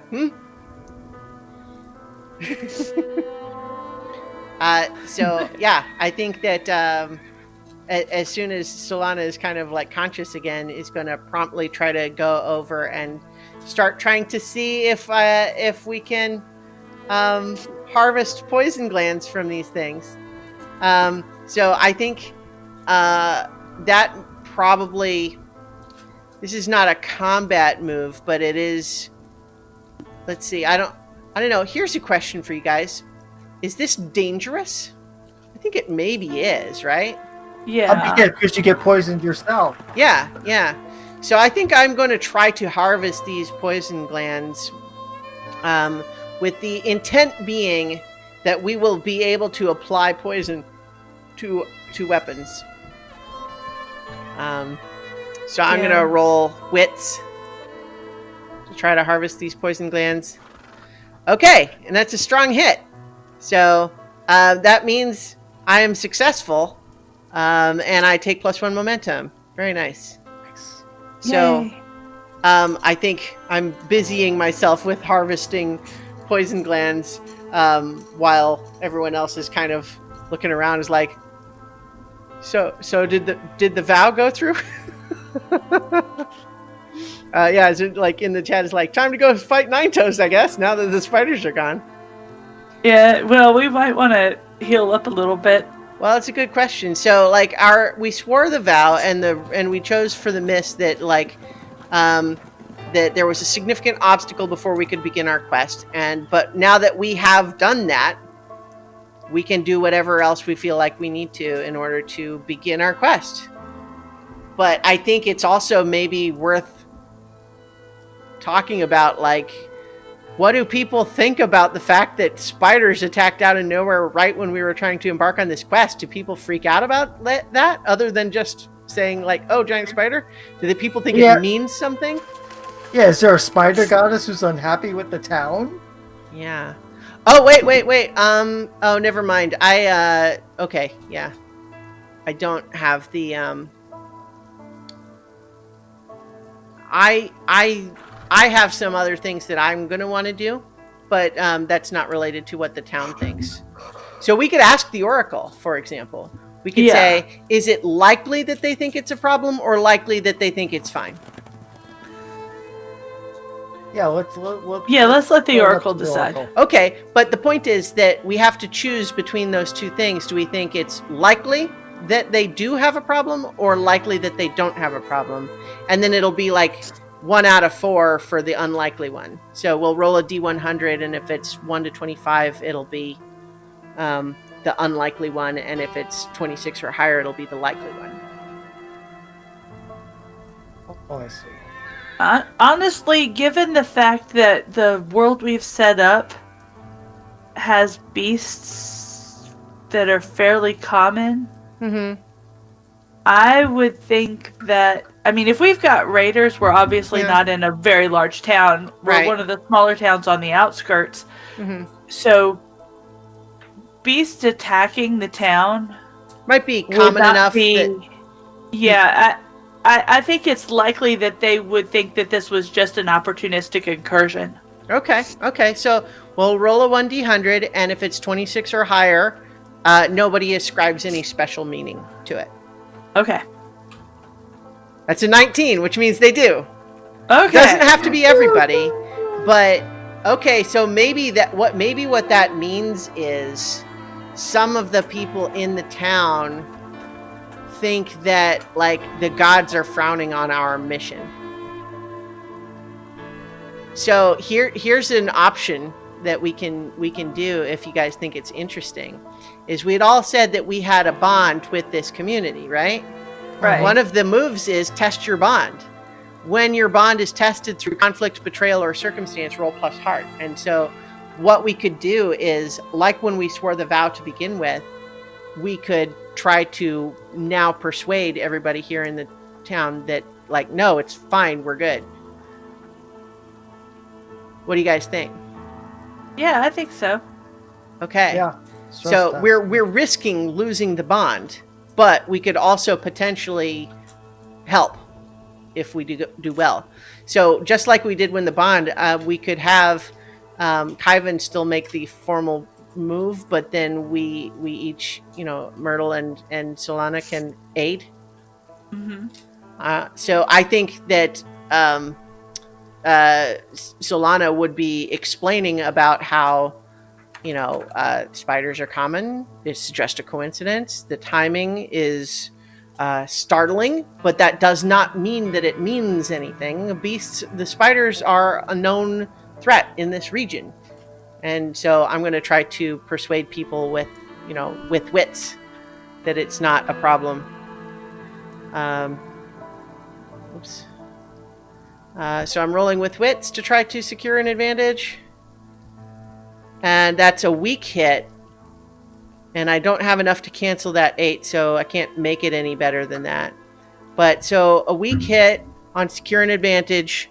Advantage is short-lived, take +1 momentum. So you get to take +1 momentum when you do the roll. Okay. Paul. What are you doing, Myrtle? Um, Are you going to try to leverage how badass you were killing those spiders? She was. She was the heroine. Yeah, I think so. Yeah. I only have a +1 heart, but Well, so I mean, you could use iron to just kind of be talking about how strong you are and how this was an opportunity to show you're tough. You could do that if you wanted. yeah. Or you could even try to justify it as being edge of just describing how it was your quick movement and agility, and remind everybody how you saved the little girl. Okay, yeah. Let's see what edge will do for me. Yeah. See whether they buy it. Yes. Oh, okay. Yeah. So you rolled low, but so did the challenge dice, and it's an opportunity. So maybe what if this opportunity is like people are starting to look at us with scowly faces, but then the little girl who you saved actually runs up and like hugs you around the legs and says, "You saved me," and everyone's like, "Oh, well, it's hard to." Everybody goes, "Oh." Yeah. Okay, so that's a strong hit, which means that that's another +2 momentum for you, Kyvan, to do your test your bond move. All right. So I'm doing my test my bond. I get a +1 from So the roll. no, it's you gained 3 momentum between the two of us, but now you're just going to roll regular. Okay. Here we go. Okay. Dear God in heaven. That's a miss. And you can't miss. you probably don't have 9 momentum, huh? You would have to have 10 momentum, actually. I'd have to have 10 momentum, and no, I do not. Oh, God. So what that means is, on a miss, or if you have no interest in maintaining a relationship, clear the bond and pay the price. So I think for all 3 of us, we get banished? maybe not necessarily banished, but no longer the town heroes. So maybe that's all the more a personal motivation for we have to try to complete this quest so we can try to reforge the bond. Or, hold on, but it says, no, on a miss, clear the bond and pay the price. Yeah. Oh no. Yeah. The dice have spoken, I think. My crappy die rolling has doomed us all. Well, no, I mean, it is what it is. So I think right now I think we find that people are really wary. They think that maybe the gods have spoken and said that we are not the ones to and it's probably not everybody in town, but I think probably some, at least some of the prominent figures are basically saying, you know, you need to leave. So, but maybe we can at least say, like, we're going to go kill Nine Toes and then return, and then you'll see that, you know, it was not, you know, that we are still assets to this town. What Yeah. what do you guys think? Yeah. I mean, is that... Yeah, it still keeps the bond, but yeah, at the moment. Well, I mean, no, we would have to reforge the vow. the I mean, bond. not the bond. Yeah, not the, Yeah. that's bond. The vow. Yeah. Yeah. It keeps the vow. Mm-hmm. So what it means, though, is that when we embark on the journey, we're not going to we're not going to be able to set off from the community with which we have a bond. We have the bond with each other, but not... Actually, I think if we have the bonds with each other, that still counts, I think. I think so. Because it says, if you're setting off from a community with which you share a bond, and I think the three of us together share a bond with each other, I think that still counts. So I'm going to, I think I take this whole thing hard, and like I don't try to press them to change their mind. I just like start walking. Yeah. Are you coming along? Of course, yeah, I'm coming along. Yeah. I'm weaponless, but I'm coming along. Right. So I think once we get a little bit out of town, I start muttering about how before we begin this journey, I want to I need to try to reconnect with the mystic arts after being bucked, you know, from the horse. I need to try to reconnect, and I'm going to start by creating a talisman against Nine Toes. I'm all in favor. We could use all the mystic help we can get. Yeah. So I'm envisioning Nine Toes, and I'm making a little talisman of him, and I'm going to roll wits. Okay. So I got an 8, and it's against a 6 and a 9, so that's a weak hit. So what that means is that when I make a move using the charm against the opponent, I add a +1 to it. And that lasts until I make a move doing that and get a 1 on my die. And then in the meantime, after completing that, I'm also going to speak Nine Toes' name 3 times to the wind and try to learn what it is that he really wants, what's in his heart, what is his need, because we can maybe use that to our advantage. Mm-hmm. All right. Okay, so that's a weak hit. Oh, well, hang on. Let me just... No, I don't... So here's... Let's make sure we're being fair with the rules. Does this count as a move against him in which I should add a 1, but because I got a 1 on the die, I would have a 5, but I would also lose the magic from my talisman? Or do you think this does not in and of itself count as a move against him? I mean, the specific purpose of doing it was to learn what we could about him. I don't know. I don't know that learning about him would count as a move against him. Yeah. Not in this fashion. I mean, if the group decision is that it doesn't count, that's fine. I just want to make sure we're talking about it. Yeah, because it's more. Yeah, it's more information neutral than actually trying to undermine his plan. Right. Well, in a and direct manner. On top of that, on a weak hit, as above, I will learn what this person needs, and if I ever need to try to compel them, I can re-roll the dice. But this person's need creates a troubling dilemma or complication, and I have to endure stress. So let's think about what... So I have to endure stress, And I'm going to go ahead and roll to do the endure stress move. Yikes. And that's a miss. So the endure stress move, on a miss, I'm going to also suffer 1 momentum, minus 1 momentum. And I'm not at 0 spirit, so nothing else happens, but I just do lose 1 momentum. But let's discuss, what is it that he needs that is so troubling that it would cause me spiritual angst? What if his need is to assemble enough raiders to try to take the town and not just pick people off anymore? To make it his own. Yeah. Mm-hmm.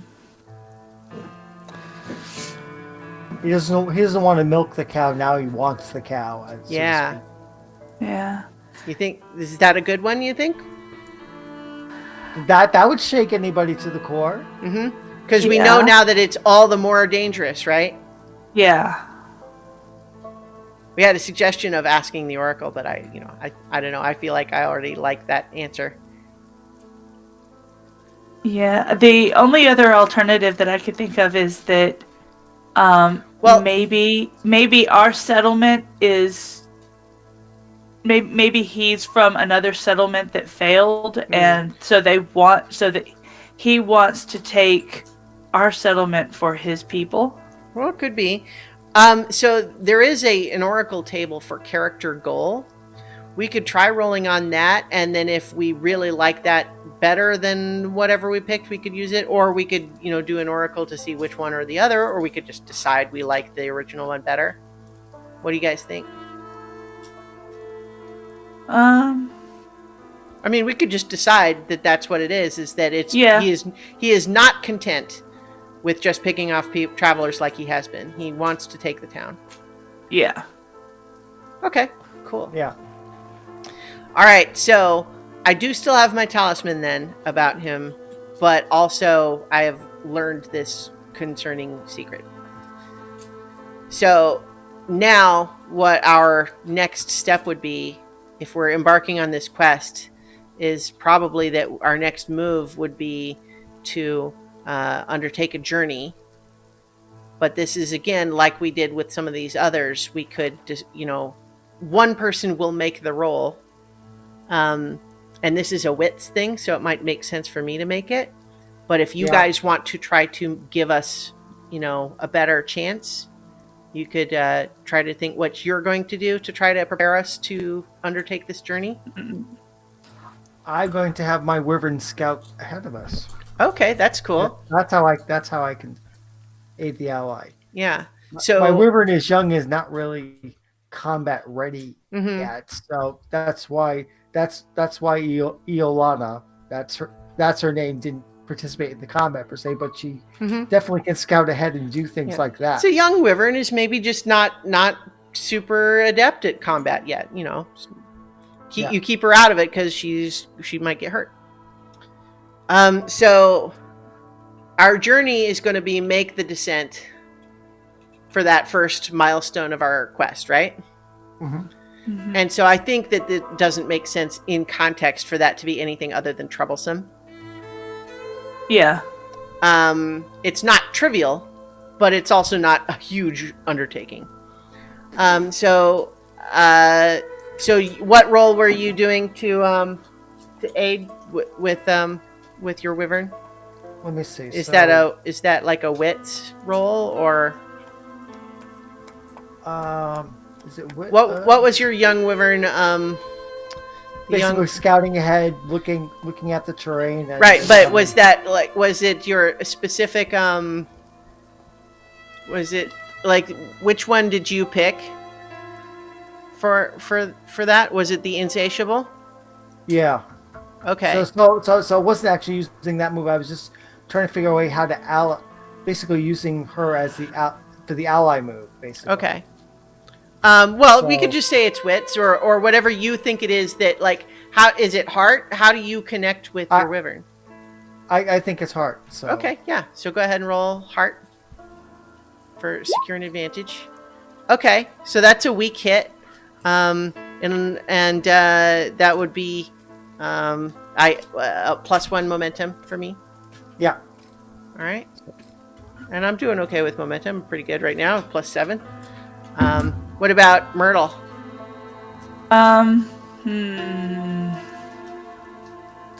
I've been trying to think of what she can do. Also, it's worth noting that if we did want to have someone try to make the heal roll, we can also do that before we undertake the journey. Yeah, that'd probably be good for... Yeah, and I have wits, so I can make that roll. Who needs some of that? I didn't take any physical damage. I do. All right. Definitely. Yeah, I only took bad. 1, so I'm okay. All right. I'm Well, so hurting bad. I'll roll wits to try to heal Kyvan. Okay, so that's a 1 against a 7 and a 3, which is still a weak hit. I don't. Let's see. I have a +7 momentum, so I can't cancel the 7, but I can do the weak hit version of heal, which is I suffer -1 momentum or -1 supply, which I'll do -1 momentum, but you can take +2 health. I will gladly take that. All right. So how are you helping us prepare for the journey, Myrtle? I have no idea. Well, you could want to say, Edge, you're kind of scouting ahead, or like, I mean... Yeah, I think that's pretty much the best use of her Alright. skills. Okay. Or you're just like, you climbed, we could say, like, you climbed up a tree to sort of get your own sense of the distance, or, to look in a different direction than Kyvan's Wyvern did. Yeah. Well, at least I went in a different direction than the wyvern. Yeah, I think we should try to remember, even though it's sometimes hard, try to remember to think of it in context of what are you doing in fiction, and then we decide if it's a move or not. Okay. Yeah. So I'll go ahead and roll edge for scouting. Okay. And So not only is that a strong hit, but it's another opportunity. So maybe you see something on that. So it's +2 momentum, which presumably you're adding to me for the undertake a journey? yes. Okay. So it's also an opportunity. So what is the opportunity? What is a useful thing? I think maybe I see what could be like a lookout position. Mm-hmm. Like they've built like a little stand in a tree, like a deer stand, where they watch for comings and goings, and I spot that little. So maybe stand. if we went there first instead of doing the descent we were planning, there would be someone there that we could try to beat up and get information from. Possibly. Yeah? Yeah. Okay. So do we want to say, how about this? We'll undertake the journey, and if we make progress, we'll have our first waypoint be that thing. The hunter's blind. Okay. What do you think? I'm in favor. Yeah. All right, great. Nice and tangible. Nice. Okay, so I'm gonna go ahead and roll plus wits. Got too many windows open. Okay, there we go. For undertake a journey, and I've got +8 momentum. So, yikes! What? Okay, so it's a 5 against a 5 and an 8, but I can cancel the 5 and make it a weak hit instead of a miss, which I think I will do. Because with a miss, we would make no progress and not reach that place. So I think I'm going to burn momentum. We'll get down to a +2, so it's a weak hit instead of a miss. But for a weak hit on undertake a journey, we are collectively suffering -1 supply, but we do make progress. So on our troublesome journey, we're going to mark 3 boxes, and we reach a waypoint. which we previously decided was going to be this hunter's blind.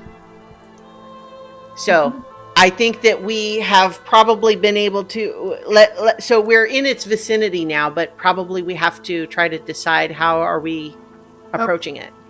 Christiana, so I'm reading this burning momentum. Mm-hmm. So you have 8 momentum.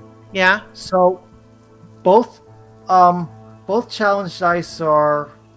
Oh, okay. They have to be less. Okay, they have to be less than your momentum value. Then you can. Okay, so you can't do Yeah. those. Yeah, it has to be less. Yeah. Okay, so so if I there's a had 9, 5 I and could have 7 burned the 8, but not.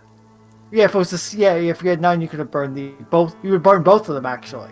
Yeah. And got a strong hit. Okay. Right. Yeah. So I think that we find that we're just we're finding that the travel overland was a little we're going a slightly unusual route, and it's just working us a little harder than we expected. We're having to go through more of our water or something. Mm-hmm. Over a dale, over a hill. Yeah. But so let's say we're in the vicinity of this place. What do we want to do? Do we want to try to have someone sneak up with Shadow and try to do something with it, or what? That's definitely not my. I have +2 Shadow, so maybe I could. How about this? I will try to. There's a move for gather information. And how about this? I will use Shadow. Oh wait, so plus wits. I'm gonna use Shadow to try to face danger to approach in secret, and then if I'm successful, I will gather information. Mm-hmm. All right. Just a real quick meta question. It is now 11 o'clock. That's true. So maybe this might be. We could try to finish our business with the blind right here, or if it's already too late, we could go ahead and stop. No, let's finish with the business with the blind. Okay. And because this is really fun, we'll have to come back to this. I'm enjoying this. Yes. Yeah. Even if I can't roll to save my life, I'm enjoying it. Yeah, well, Oh, let's roll 20. Yeah. So I'm going to roll Shadow to try to approach in secret. If I'm and that's face danger. If I am successful, then it means I've approached without being detected, and then if I then I'll try to gather information to try to learn what we can about what this setup is. Mm-hmm. All right, so let's go ahead and roll Shadow first for face danger. Okay, that's a weak hit. An 8 against a 10 and a 6. So on a weak hit, I succeed, but face a troublesome cost. Choose one. Either I'm delayed, lose advantage, or face a new danger. Or I'm tired or hurt, endure harm, or I sacrifice resources, or I endure stress. I'll say like I turn my ankle a little bit, and I'll endure harm. Okay. Okay. All right, so let me go ahead and do that. So I take -1 health, and then I'm going to roll health. Yikes. So it's a miss, and a complication. A miss and a complication. So, but I succeeded in approaching in secret, right? So whatever the complication is, it shouldn't undo that. So I missed to endure harm, so I'm going to lose 1 momentum. And so that's just a +1 now. But also, and so I guess that's all that happens in that moment. What if the complication is there's... I don't know. What do you guys think? We could ask the Oracle what a complication might be.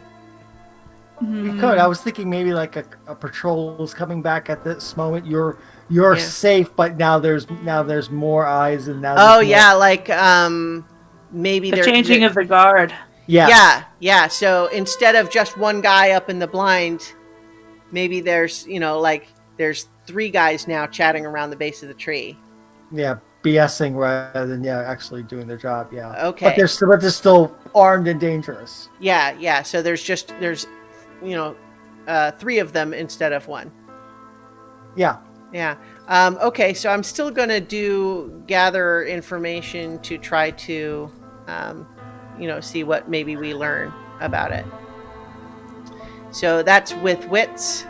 I'm not acting within a community or of a person that I have a bond with, so I'm just rolling regular wits. Okay, that's a weak hit.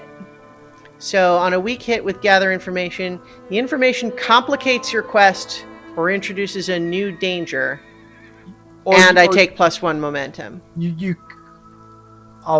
has to be, yes, okay. You So, could... I learn information, but what I learn is not good. Or you could burn your momentum and make it a strong hit.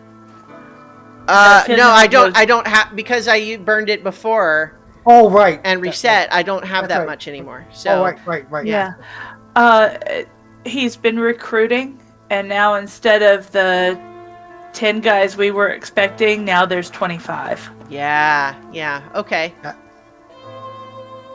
Yeah. Dun, dun, dun. So I think I'm going to. Do you think I need to face danger again to try to get back to you guys in stealth, or do you think the 1 was enough? I don't know. Why not make it harder on ourselves? I'll face danger again with Shadow. Especially since there's 3 of them rather than 1. That makes sense. That's not trivial. Mm-hmm. Okay, so that's a miss with my attempt to return to you guys. So I think I'm discovered. In my attempts to return to you, and I think when they say, "Hey, who's that?"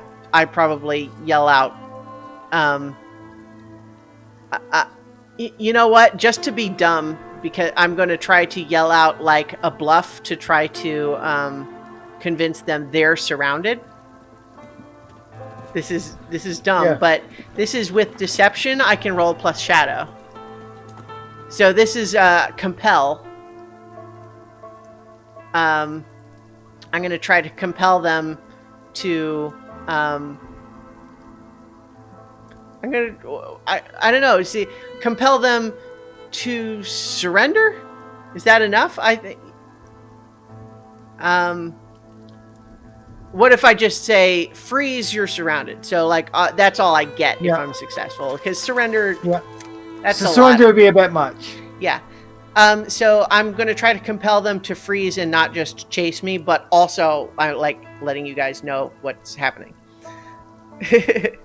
So I'm rolling. Does that seem fair? Yeah. All right. I'm rolling shadow to attempt to lie about this. Eek. All right. So I roll a 3 against a 3 and a 7, and I don't even have enough momentum to burn the 3. So that means my compel is a miss. They refuse or make a demand which costs you greatly. Pay the price. Excuse me. I'm gonna. How about this? I start shouting, "You're surrounded! You need to all freeze!" And one of them just socks me in the mouth, and you're gonna take. Paying the price in this case is they attack me. Dun dun dun. So here's the question. I think 1 guy would be no more than a troublesome, but with the suggestion they have is when you have like a pack, that you just like a pack of troublesome enemies would be a dangerous progress bar that we just abstract to be related to multiple. Yeah, kind of like a gang in Apocalypse World. Yeah. All right.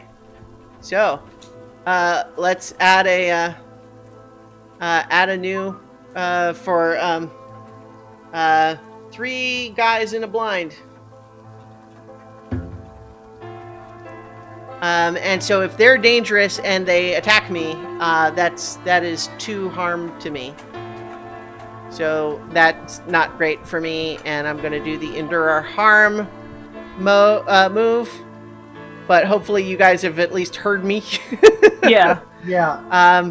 So I am rolling health or iron, whichever. So health is still better. at only a +2.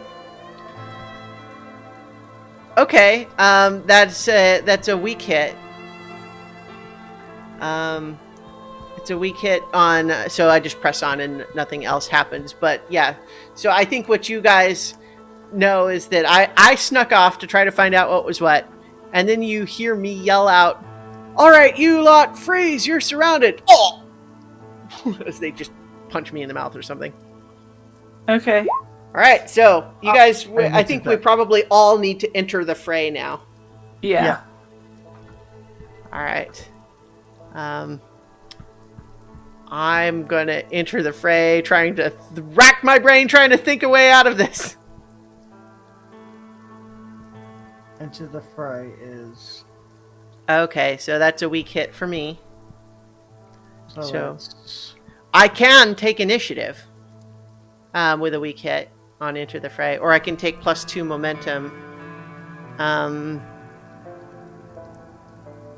Facing off against my foe. So. Yeah. Moving in position against an unaware foe. Are they or strike without warning? Yeah. I think what I'm going to do is I'm going to use my weak hit to take initiative. And, yeah. Initiative is powerful in this game, so. Mm-hmm. And not having it, as I've learned, can really restrict your actions. Yeah. So yeah. So I'm going to go charging in to try to save you. I figure in the time we walked to this place, I've like gotten a staff or carved a staff or something. So I have a staff now since I don't have my sword anymore. I think that if we hadn't been exiled, you probably could have gotten someone else to give you a sword. Maybe one of these guys has a sword that you can steal when we finish beating them up. Yeah. That would be good. So yeah. Yeah. So I think your staff, in the meantime, probably only does 1 harm per hit. That's fair. Yeah. And I can't use my asset card with the staff because it's not a sword. So. Yeah. Okay, so I'm going to enter the fray. But I think just narrative purposes, we'll say these guys have swords. You'll be able to take one of theirs if we beat them. But not if you get a miss on your enter the fray. So you're going to pay the price right away. Well, that's Oh no, you got to. Yeah, it was a weak hit, Mike. My apologies. That's a weak hit. Yeah. So I will. So you can take +2 momentum or take initiative. Initiative, definitely initiative. All right. What about you, Myrtle?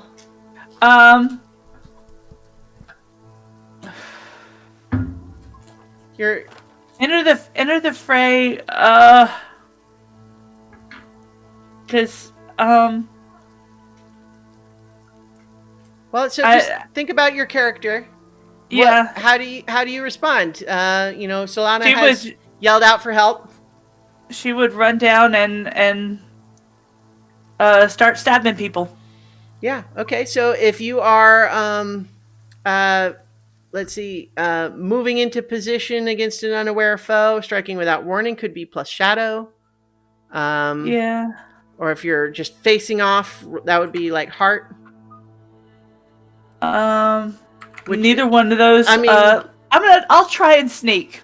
Yeah, It'll I think plus fail. shadow makes the most sense based on what you described, right? They don't know you're there. Yeah. Yeah. So let's see what happens. Mm-hmm. Big bucks, no whammies. All right. Yeah. So you got a weak hit. So you can also take initiative if you want, or +2 momentum. Initiative. Okay. All right. So I'm right there in the thick of them, and I have initiative. And I do have a dagger. I'm not like the best at it, but I'm going to strike while I have the initiative. And basically, they just surrounded me and punched me in the face, and I'm going to stab him in the gut. With my 1 iron. Makes sense. Actually, you know what? I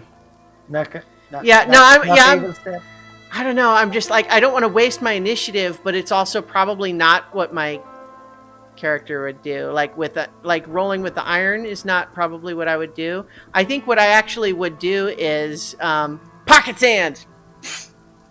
So I'm gonna actually roll to secure an advantage, and that's pocket sand is probably more of a shadow move than a Wits move? Yeah. What do you think? We could 'Cause say you it's could- wits because I thought ahead to have pocket sand in my pocket.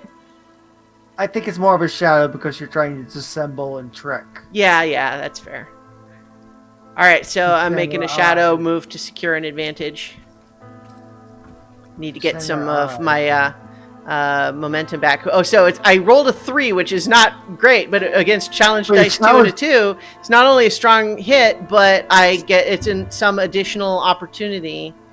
How about this? So my strong hit is take control, make another move now, and add a +1. Which, yeah, maybe I do that now that I've gotten myself a +1 to do my strike move. Yeah.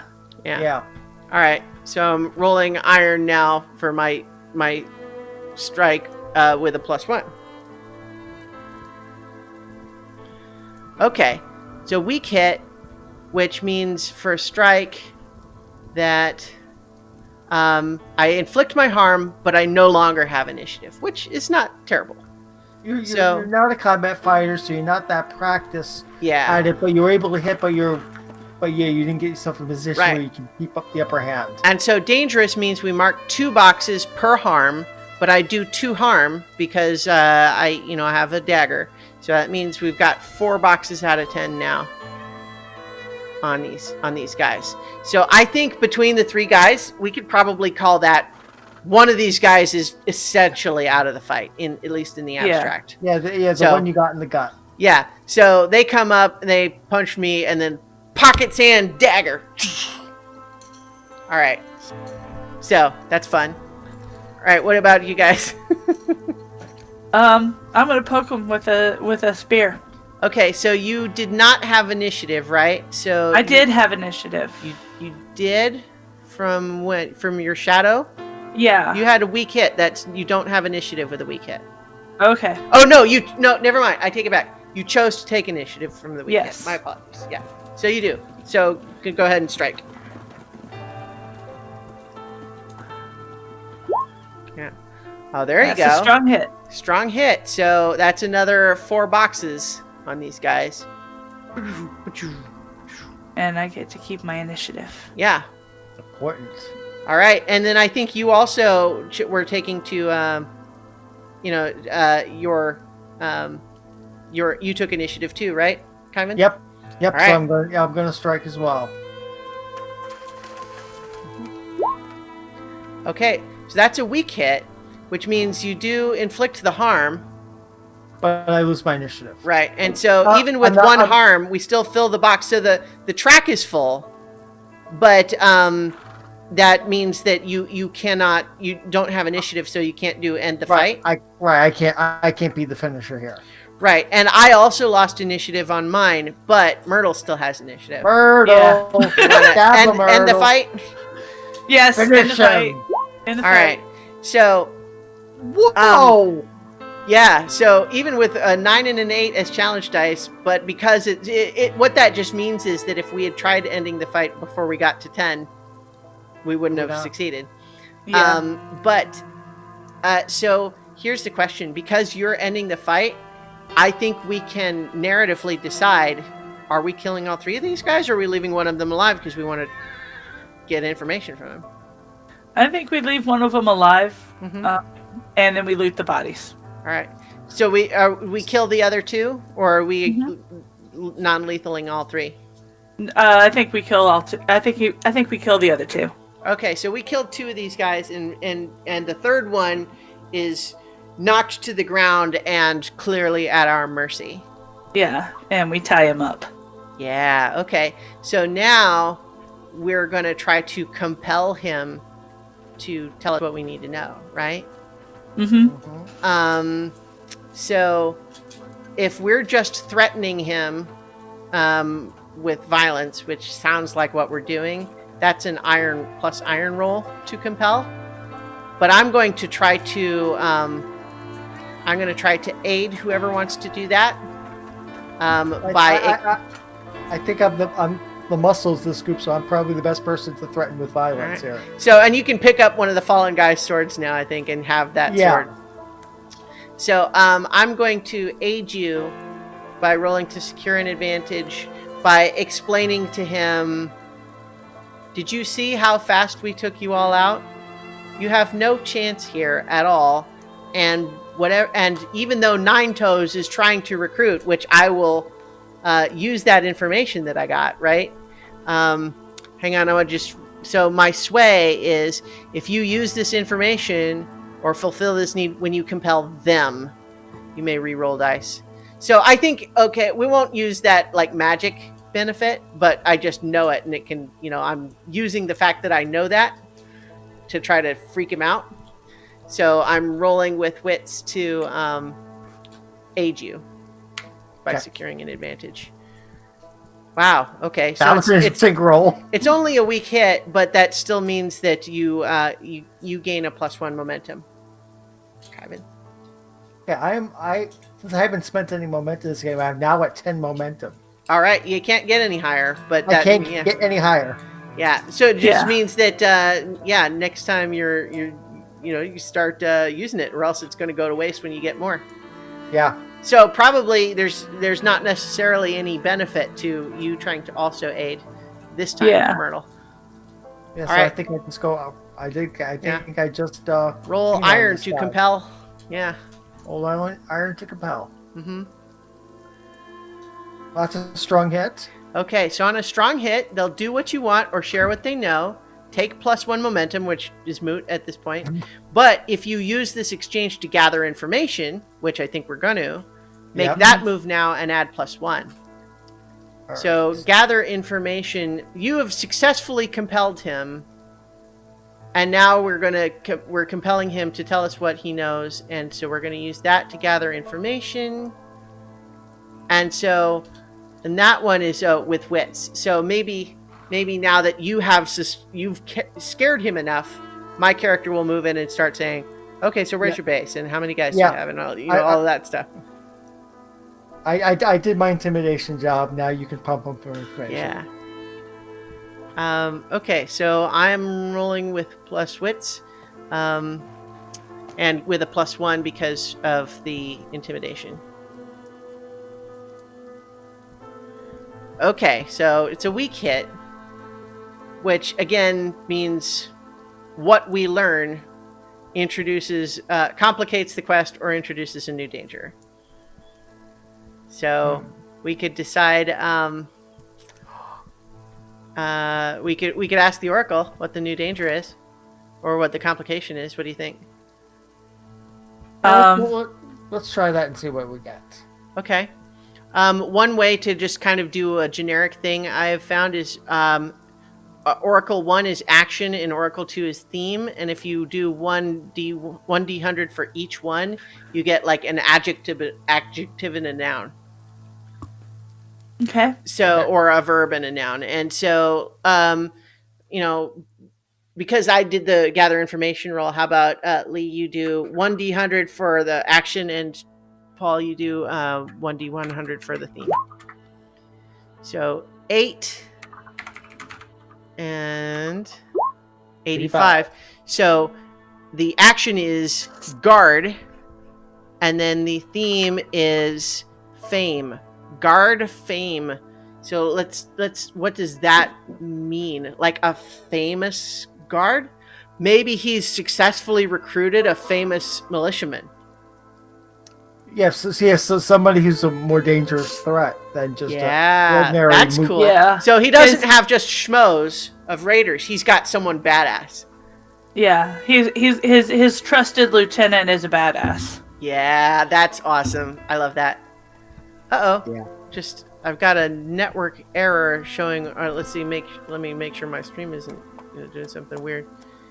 Yeah, I think it's still going. I was just seeing on my little preview it's saying network error, but it's still going. I think we're good. But okay, so so we have this last guy at our mercy, and I don't know. So here's the question for the three of us. Now that he has told us what he knows, now what do we do with him? We still kill him? Yeah. I'm not inclined to mercy. All right. Yeah, I mean our entire purpose is to kill not these guys. Yeah, it's not to bring cookies to Nine Toes. It is to Yeah, end so Nine I Toes. think that, he told us whatever he knows, and he says, no, you're going to let me go, right? And I think we kind of just stand around, we sort of consult among the three of us, and just kind of like, chose the wrong side, man. And then who does the coup de grace? I do with his own sword. Nice. So All now right. you've got another sword. Now I have Cool. a sword. So, we have now, I think, learned some critical information about the nature of where the base is and what we might find there. I think that certainly counts as making progress on the quest. Mm-hmm.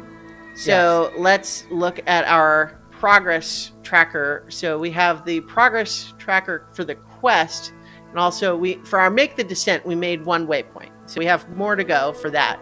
But for for our notes, like what we set as the things were Make the Descent, find the Raider camp. I think we learned where the Raider camp is, right? Yeah. So it's out of order, but it certainly counts, right? So for a dangerous, that means we're filling 2 boxes for making progress. Now, if we were to try to say, yeah, so we're done, right? It would be very unlikely that we would be successful at fulfilling our vow. So we still need to do more.